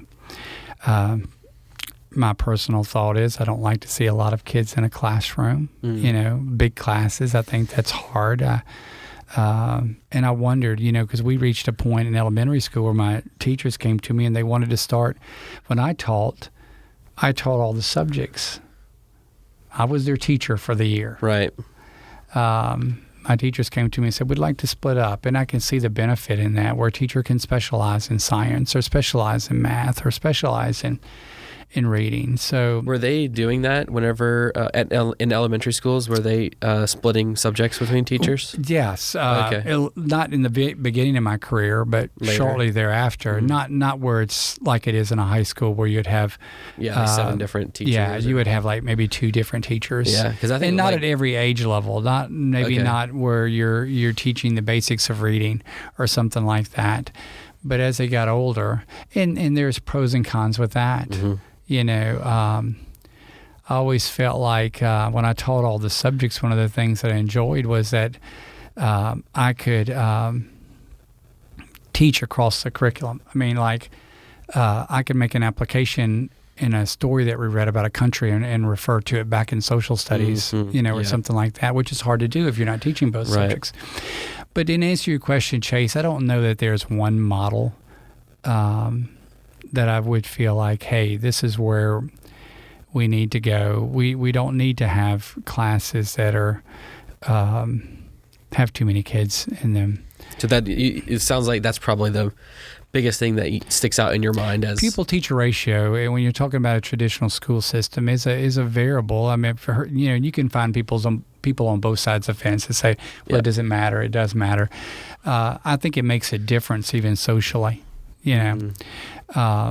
Like I said, so I don't think there's one set model to do that. I'm sharing with you the only model I've participated in. That's the only model I've. Again, another kind of an outsider question, but it's talked a lot about in politics, education this and education that, and you hear a lot that we need to invest more in education. Do you think that, or I guess whenever you were principal, did you feel like there was budgetary restrictions on your organization that made where if they were changed or lifted, it would have made everybody's life easier and kids do better? Wow, kids? That's a good question as well. And look, I was fortunate that I didn't really feel a lot of restrictions. Our district was pretty good about putting funding where it makes a difference with kids. So I guess maybe that is my question then. Where do you put funding to make a difference? Well, pupil-teacher ratio is one. So hire more teachers to get get classes smaller. making sure that the area that they have in which to work is conducive to learning. If your lighting is poor, Right. Yeah. then improve your lighting. So I was fortunate. Again, like I go back and say, I worked with a great staff. Even before we were independent, I worked with people that, and even members of the community that had a buy-in into the schools, and an investment is what I mean. And, they raise money privately or whatever. So my experience is different than others. I've had teachers come that work for me and said, we had to buy our own paper. Well, we never had to buy our own paper, So is that the school district level issue usually? When teachers have that's usually. But again, some of it comes down to funding, and public schools and perhaps even some charter. I'm not as familiar with charter, and just like private schools. Private schools are funded how? They're funded by tuition. If your student number drops down, your tuition goes down. You're going to have less resources to do things with. If you live in an area that doesn't have a good tax base, you're kind of at a disadvantage already to get the things you want. So the only thing I can speak is that I had the opportunity, to be in an area where we didn't really want for anything, that they put funding where it needs to go. They had the funding, first of all. They had the tax base, and that's strictly thankful for the community. We had the tax base. And then people made a wise decision early on in my career when we went independent.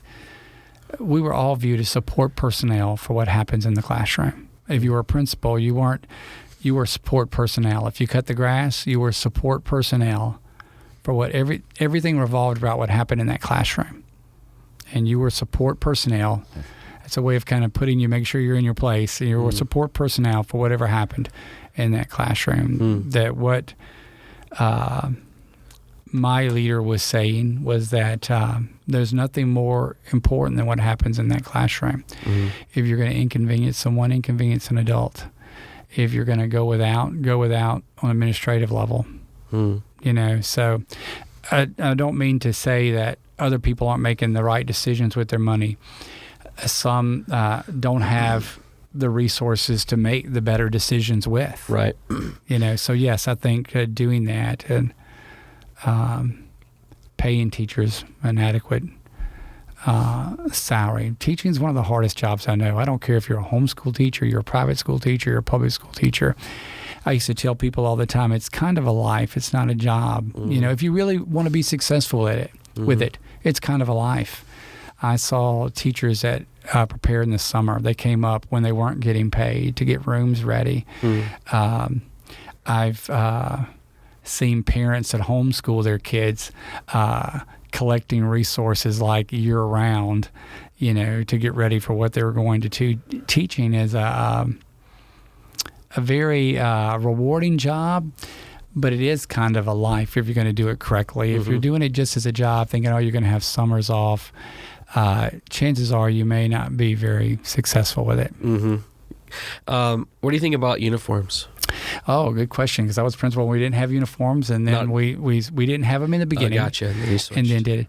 And I would say in the beginning I was not for uniforms. Okay. I just did not want to be the uniform police. And then I loved uniforms. Really? And as I ended my career, I still, now my grandchildren in another state, they don't wear uniforms. They're just as happy as they could be. But they were here with uniforms and thriving as well. So I'm kind of a fan of uniforms. I feel like it does something to your environment. It was said to be an equalizer. It didn't matter if you were affluent or not affluent, you're wearing the same thing. So I think it can work either way. I can just tell you my personal view, I was not for it when we first instituted. I thought it was going to be a real headache. But I became a fan as I participated. It was just something to see them all dressed the same, and really didn't have any issues with dress of one person comparing another person or things like that. Right. You kind of felt like it helped elevate the mood of. Yeah, I think so. Yeah. We could always tell when it was free dress day. Right. Everyone's into that self-expression More on free visits dress to the day. principal's office on free dress day.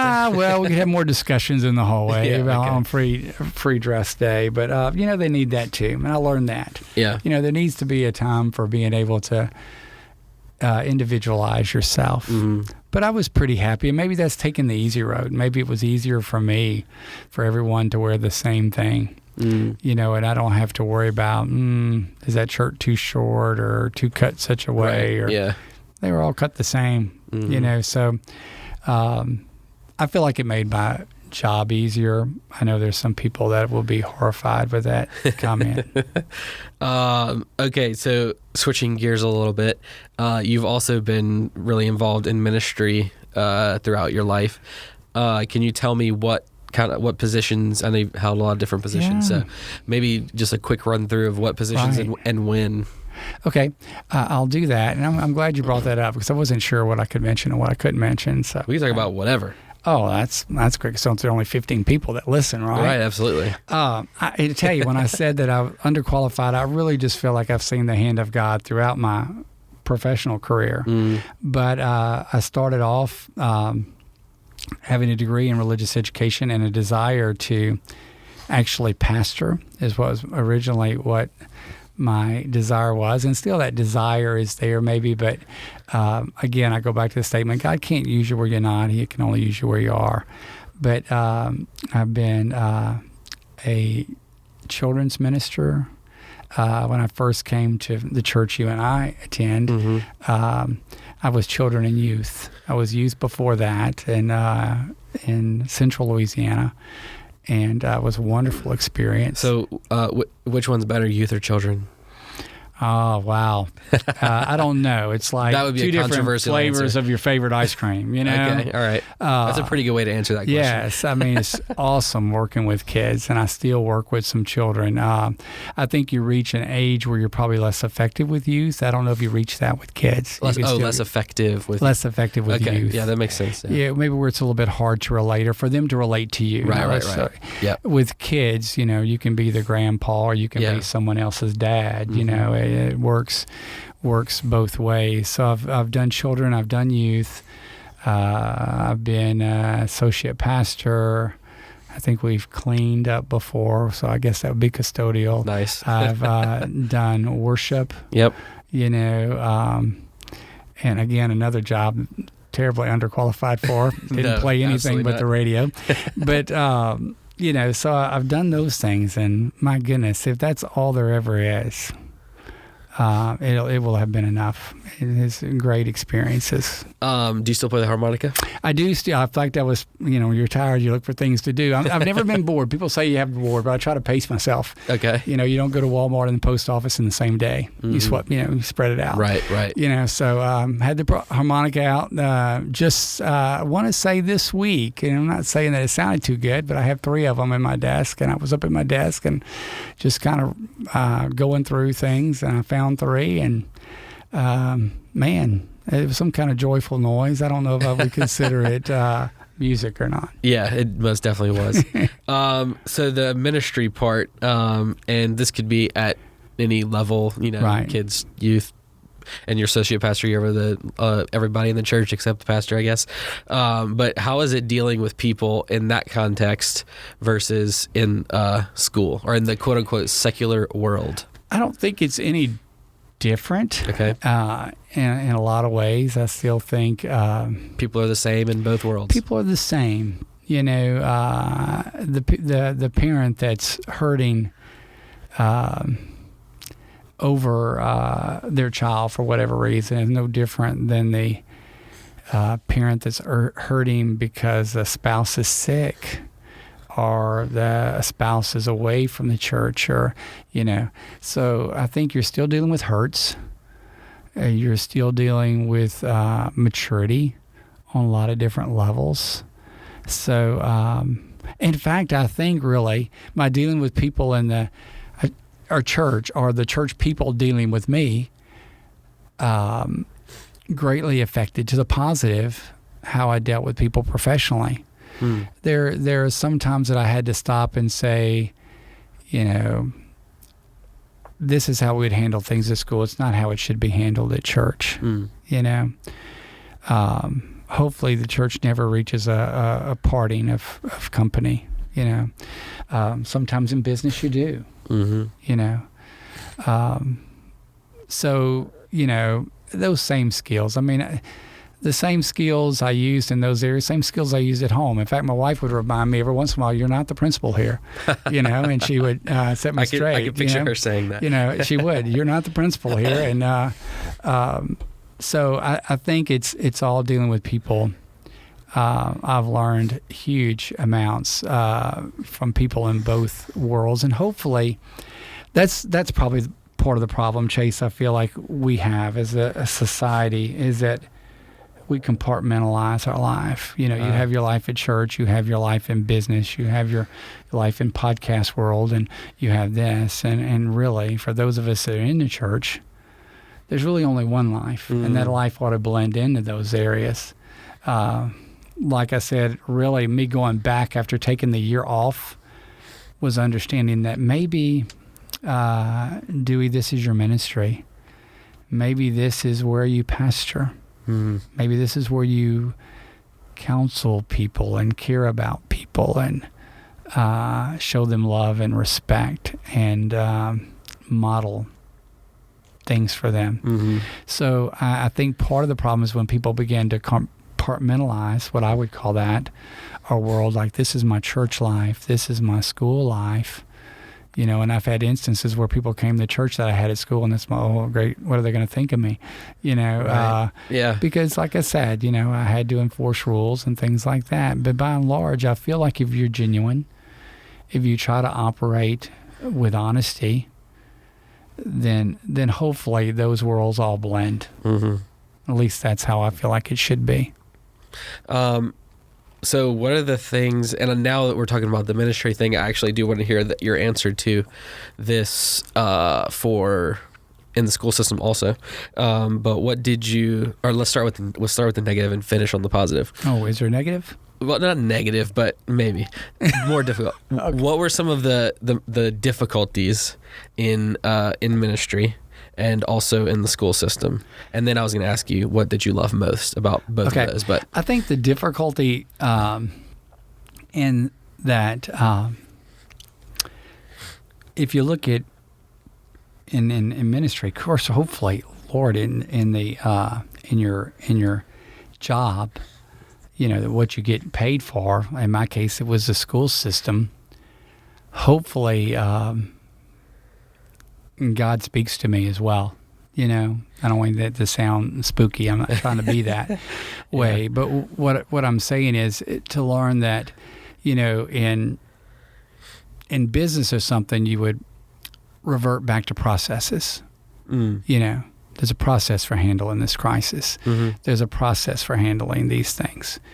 And in the church, it's not necessarily so. So challenges for me would be to understand, and I can remember when I led worship, and I'm going to be very transparent since there's only 15 people in there. Hopefully it's not. People. I would get discouraged. Maybe people weren't on time, things like that to practice. And I would say, I do this 5 days a week. It's not what I want to do when I come to worship, when I come to church. I don't want to correct behavior and things like that. And that was a real struggle for me. So I would say that is a negative, I guess. And I would always view the experience that I have, even when I was questioning in church and someone says, well, what would you do about this? It's a situation in church, and I would revert back to processes that I've used in school. And sometimes that's good, and sometimes it's not, because we have to understand in church we can't have a process for everything. I think church has to have some processes too, somewhere along the line, but that's not... it should be built totally around community, and our lives together and our devotion to God. And like I said, there comes to a point where to be efficient, even in ministry, it's good to have some processes.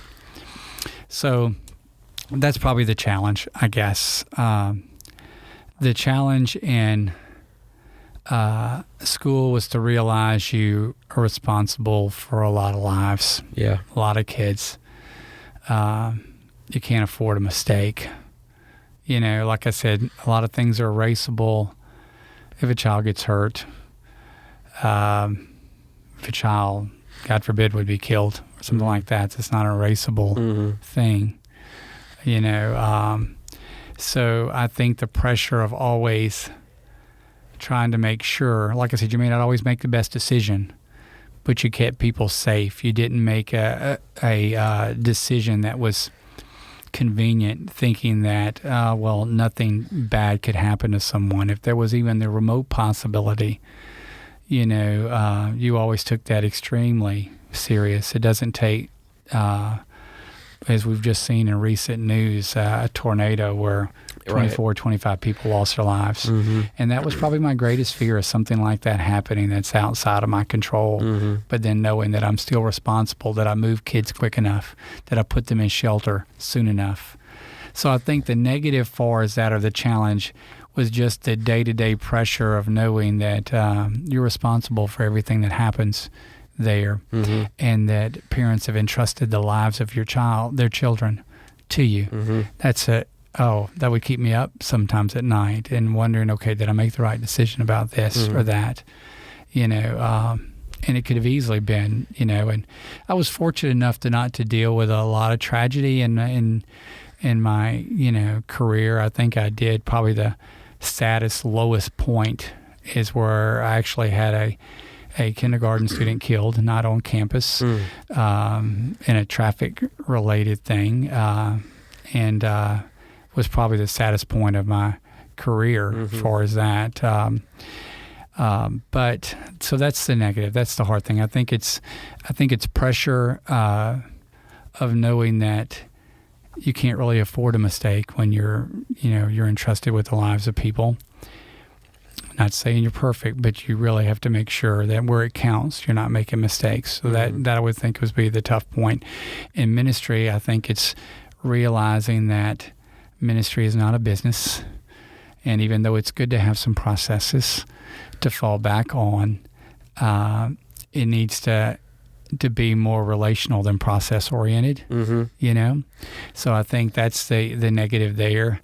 And the positive, wow. When I think about the literally thousands of kids that I worked with, I can say that, people say, well, did you not like your job or whatever? Why'd you leave, kind of deal? It was great. It's a great job. Hard, but great. And to think about, and I still have kids that stop me and say, hey, you were my principal. And sometimes they're being kind. So you're the best principal I ever had. I'm saying, I'm so glad that I didn't mess you up in some way. So I think just the reward, the same thing, being responsible for the lives is the negative thing with school. Having the opportunity to input and to be a part of lives. I mean, it's incredible. One of my students, elementary students, last year taught my 16-year-old daughter. Cool. And that's really cool. Just seeing the the teacher that he has become. He was a great student as a child, but and seeing things like that is incredible. Now the church thing or ministry might be a little bit harder, I think. Gosh, it's the same kind of thing, I think having had the people, I've been at the same church for probably 34 years, and those people have seen me through sickness of my kids, seen me through house purchase, seen me through repairing house, just all kind of things. Spending your life, I can think of no better way. I told some of my family is so important to me, and my son has offered and said, hey, Dad, come and live in Virginia. You can live free, with my family. And and of course take my wife and child as well. We can all live there. Can't bachelor it up in Virginia. No, you can't, not for long. But and I think about that. And of course, I have other kids. I have a child in Texas, and I have 2 in Zachary. And how do you choose, between your kids where to live? But the other factor there is that if I relocated, the people that I've enjoyed faith with and I know the church is bigger than a location, but I've enjoyed faith, living faith, and having people input into my lives, and maybe me having some input into their lives for over 30 years. Mm-hmm. That would be an incredibly hard thing to leave. Mm-hmm. So I think seeing my life change, knowing that the people, some that are no longer here, some that have gone on to the presence of the Lord, going on to heaven and are no longer here. But think about the input that they've had in my life is just incredible. Mm-hmm. So positive side, community, I think that I've enjoyed the community of faith and church. Negative, sometimes trying to make things a little bit too process oriented. Negative in school system, a lot of pressure for being responsible for kids' lives. Positive side, what an opportunity. I actually wrote down a quick note, the word community, because you said it earlier. How do you think, I was going to ask you how important is community, but you just eloquently answered that question. Community is huge. It's huge. What I'm curious though, like how did you, because you've been in leadership positions, and like you said, it's not, don't try not to segment our lives. Yeah. But leadership positions in different capacities, but in a school and in a church, community is very important. So how would you, maybe like a quick riff on tips of how to kind of grow and foster a community if you're in a position of leadership, or maybe if you're just part of a community, how do you kind of grow that? I think you delve into people's lives or dive in as much as, of course, you're allowed. You don't, and that's professionally too. I mean, we had a great community at school, and what does that come from? That comes from working shoulder to shoulder on task, but it also comes from seeing someone struggle with cancer and being there for them professionally, or maybe dealing with a sick parent, an aging parent, things like that. So I think you look for ways. I think the only way that you're going to build community is to actually be involved in people's lives. If it's just a job, then you're not going to have much of a community. You may have a great work environment, but you don't necessarily have a community. But if you're really involved in people's lives, if you're involved in knowing that, hey, they're struggling with this, or my goodness, a celebrated success, that they've experienced personally with their family or something like that. And I think it's the same way at church. I think it's maybe the little things that you don't think is matter, but it's being involved in the lives of people. And that's one of the great things, and I'll add this to the end, the great thing that I've loved about retirement is the fact that I've got time to listen. Like when you ask me how much time do you have, well, we can go as long as you want to go. Yeah. And I think before I would hear people and kind of glance down at my watch, and you'd have to move on to the next thing. And so that's been something. I think that's helped me. At least I don't have the opportunity to build community in this school now, but I still have opportunity to be a part of a community in church and other places. Like I said, I was totally serious. I could probably ask you a billion questions, but just a couple more, and then I'll let you go. No. Have you written any books? Because if not, I think you should. I have written part of a book. Okay. And I set it aside. I'm not always a strong finisher. And one of the things that I started You did retire early, that's right. I did. And now I play pickleball instead of doing the writing. I wrote and I gave it to my parents before they passed away, at least a couple of chapters. I was going to write something about what my parents did right, because you hear a lot about parents that messed up your lives. You hear that all the time on stuff. Well, I have terrible parents, this and that. And there were certain things that my parents did, and I'm not saying they're politically correct now, and I'll give you some examples. That means they're probably really good. Well, one of the things that I did, there were in my family growing up, there were words that you didn't use that they were too strong. You didn't say hate.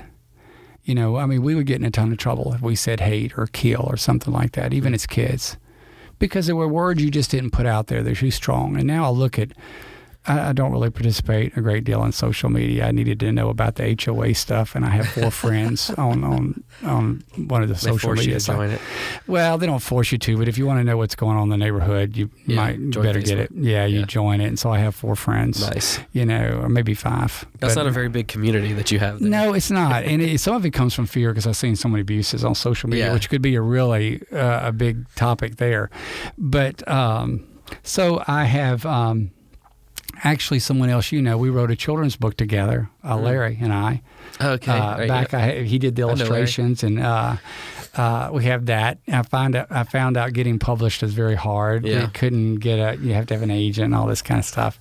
So I've had ideas that I've wanted to write about, to answer your question, and I have a partially written book about what my parents did right. But like I said, the example of that, that there are words, that was one of my topics, that there are words that, you know, don't need to be said. You know, the other thing is kids need to be kids. There are things that they don't need to know.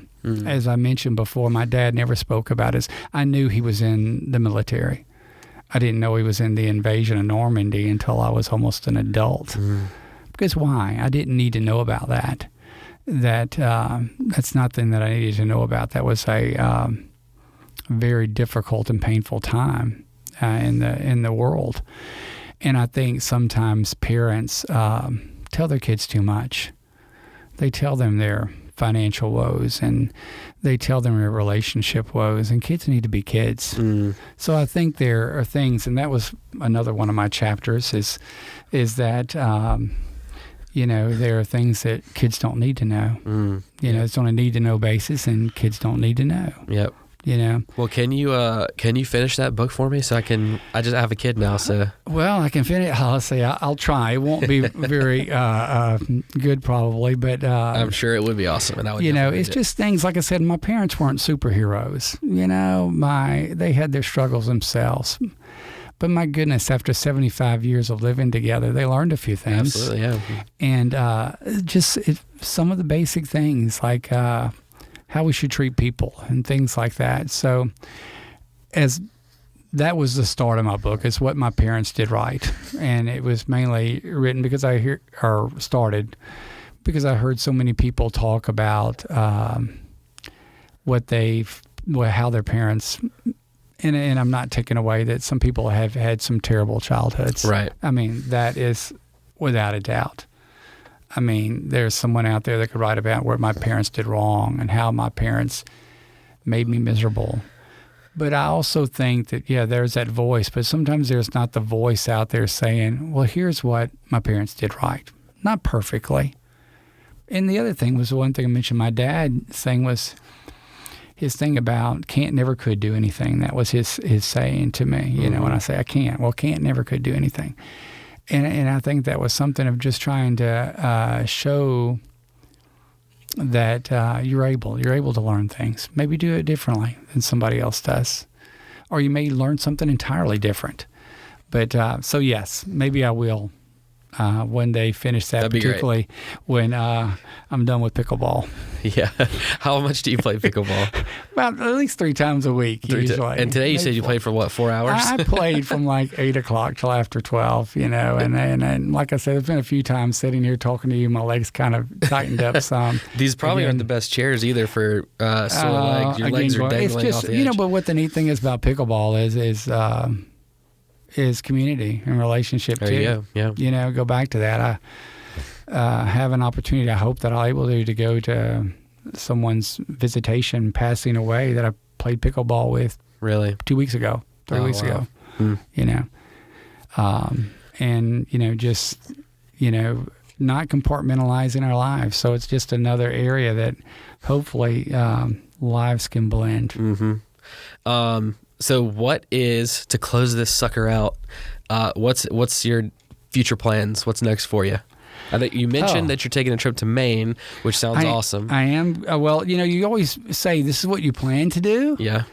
Because, just as talk about James, our life is but a vapor. It appears for a short time and it vanishes away. I could vanish away before the Maine trip, but we have a reservation in Maine.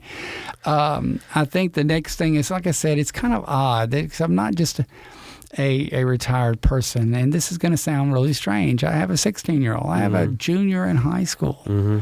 So, what I hope to be doing, what's next for me is to still learn. It's, to learn to hopefully learn from not just mistakes, but learn from successes of other people. I would like to do some writing. That's always been on my heart. But like I said, it's something that seems to be really hard to break into and do. Because as I mentioned, the one that helped me on the children's book has got a fantastic children's book himself that just haven't been able to get published. But it's a really wonderful story. So I hope to do some of that. But I hope to just keep learning, to keep improving. I'm reading now more with different things like information. I'm reading a book right now called Rewire Your Heart that talks about us dealing with sin in our lives and how we try to, how we deal with that. So, what's next for me is to hopefully have the opportunity to learn, hopefully have the opportunity to enjoy and hopefully impart to my family. I've got a great family, great wife, 40 years. I told you this already, 40 years this year. Congrats. And it's like my best friend. Mm-hmm. So we have those opportunities. So what's next? I don't know. And I'm not bored. Like I said, not bored yet. I don't always feel productive. And will I go back to work at some point? I don't think that I'll go back in what I've done before. But if I had the opportunity to do different, to learn something, then, I might would do that. That's cool. But right now I'm at a point where I don't have to do that. As long as I keep a simple life, drive old vehicles, things like that. I don't have to do crazy. that. Don't go crazy. Probably not buy another Challenger. No, don't buy another Challenger, things like that. Yeah. I've got the opportunity to kind of make the decision, at least right now. It may not be true a year from now or 5 years from now if the market goes crazy or whatever. But right now I've got the opportunity to kind of to listen, to be still, kind of see what I'm supposed to do. And right now there's not a big agenda for the next. That's cool. For the next step. I plan to I plan to go to the hospital tomorrow. See a couple people having surgery. Yep. Get my income tax stuff done. Taxes. Might play pickleball, maybe. We'll just have to see if it can fit in. I'm sure you'll squeeze it in. I don't know. It's hard. Do you have a motorcycle right now? I don't have a motorcycle currently. Are you going to get another? I have been looking on the internet. Found one in North Carolina. I just couldn't bring myself to pull the trigger on it. Because like I said, I am very restricted on what I can ride. Right. And I have a brother-in-law that rides, and he says there's two kind of motorcycle riders. You know that. Right. Ones that have crashed and ones that haven't crashed yet. Right. Well, yes. Ones that have fallen and ones that will fall. There you go. That's ones that haven't fallen yet, ones that will fall. Yeah. And you've kind of had a little fall yourself, I think. Yeah. And I did too, but I was fortunate that it was just in the yard and one in my house where I used to keep my motorcycle in the house, and that wasn't a good idea either. Yeah. So, I would like to, but man, I'm getting older. I hate to say this. I actually looked at some scooters too because I thought, well, I had to lift my leg up as high to put it over. But I don't know they about have the little cutaway. You just they have slide the cutaway. your So I thought maybe the next step is a scooter. Yeah. But probably that'd probably be pretty nifty for Americana, huh?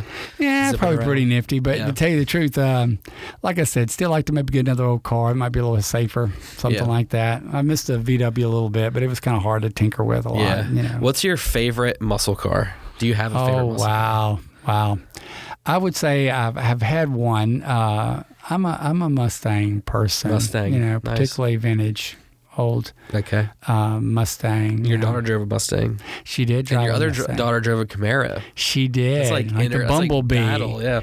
Yes. In-house battle. She did, and Gosh, it makes me sound, I guess, so superficial to talk about cars.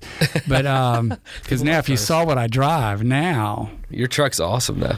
I have a diesel. But look, I have a 2002 model truck. Diesel. Diesel, Yeah. 2002 model. But what I drive mainly is a 1995 Suzuki Sidekick, Nice. and I just like it. Really. So I do that. But I wouldn't mind getting another old Volkswagen or, like I said, Mustang. And now that I have a garage, I have to make sure it fits in the garage. Right. You know. Yeah. like Is that. it, you got a is it 2-car garage or one? 2-car garage, Okay. but the truck doesn't fit. Right. Yeah. The truck's truck massive, stays- and yeah. garages built nowadays are a lot smaller. Yeah. So maybe vintage car. But you know what I'm learning now? Things that were important to me. How old are you now? 30. 31. Wow. 31. 31. The things that were important to me in my 20 to 30 range probably aren't as important to me at 50 something. Like my daughter's embarrassed by the Suzuki. If she has to drive it to school, she gets there before anyone arrives and leaves there after after, everybody is gone. Yeah. You know, but I like it. You know, Cool. so. Really quick, tell me about the Jeep trip with Jacob. Oh, most son. fantastic trip. Yeah. You know, you'll have to do some things like that. I know you don't have a son, you have a daughter, but you could do Yeah. a daddy-daughter kind of Totally deal. would. Yep. Oh, my goodness. We went to the Grand Canyon, Colorado. Telluride is where we did Jeep trails. Nice. Then our second, so we did that. That was great. We drove all the way from here in a Jeep, not a new Jeep. So it was a slow Jeep. But to do mountain passes that he bought just for the trip. And, you know, I love all my kids. I probably have a little special bond just because he's my only son. Right. Yeah. So he bought the Jeep for him and I to do a trip. And we did white cool. water rafting and we did all that. But we slept in a tent and, you know, packed everything, cooked on a campfire with the Jeep. And it was just one of the most fun vehicles Yeah. we had. And then our second trip, we'd gotten rid of the Jeep, but we went to Moab and we rented a Jeep from a place called Twisted Jeeps. Cool. And that was like even more fun. Really? Things could like climb up a wall. Did y'all climb some huge rocks? And We stuff? climbed some huge Did stuff. y'all flip it? No, we did not flip it because Okay. it was on our credit card, you know? Right. So, Of course. you don't want to get crazy. There's Yeah. processes that have to. But man, it was a Rubicon, and they had modified it some. It had the lockers and everything, and man, that thing would just like climb a wall, and they just turned us loose in it. You know, Wow. Just let you have the keys. let us have the key, turned us loose, told us a couple things that we might not be good to try. Yeah. And man, we just had a time with that. And we went to one of our big things we were going to do on the last one was go to we went to Zion National Park. We were going to do Angel's Landing. I don't know if you're familiar with that trail. It's listed like in top 10 deadly trails in America. Oh, wow. And I made it 3/4 of the way, and then I stopped on what I've referred to as Loser's Ledge. Okay. And Jacob, my son, did the rest. But, you know, I tell you, I have a little bit of a disability, and walking on a ledge where there's 1,200 feet on Wow. each side Wow. and you're holding on to a chain is probably not wisdom, you know, for me. I tripped down going the hall of school, you know, but great. That's something I've not done that with my girls, and if they by chance become 16 and 17 to listen to your program, they'll probably say, "Well, you don't take any trips with us."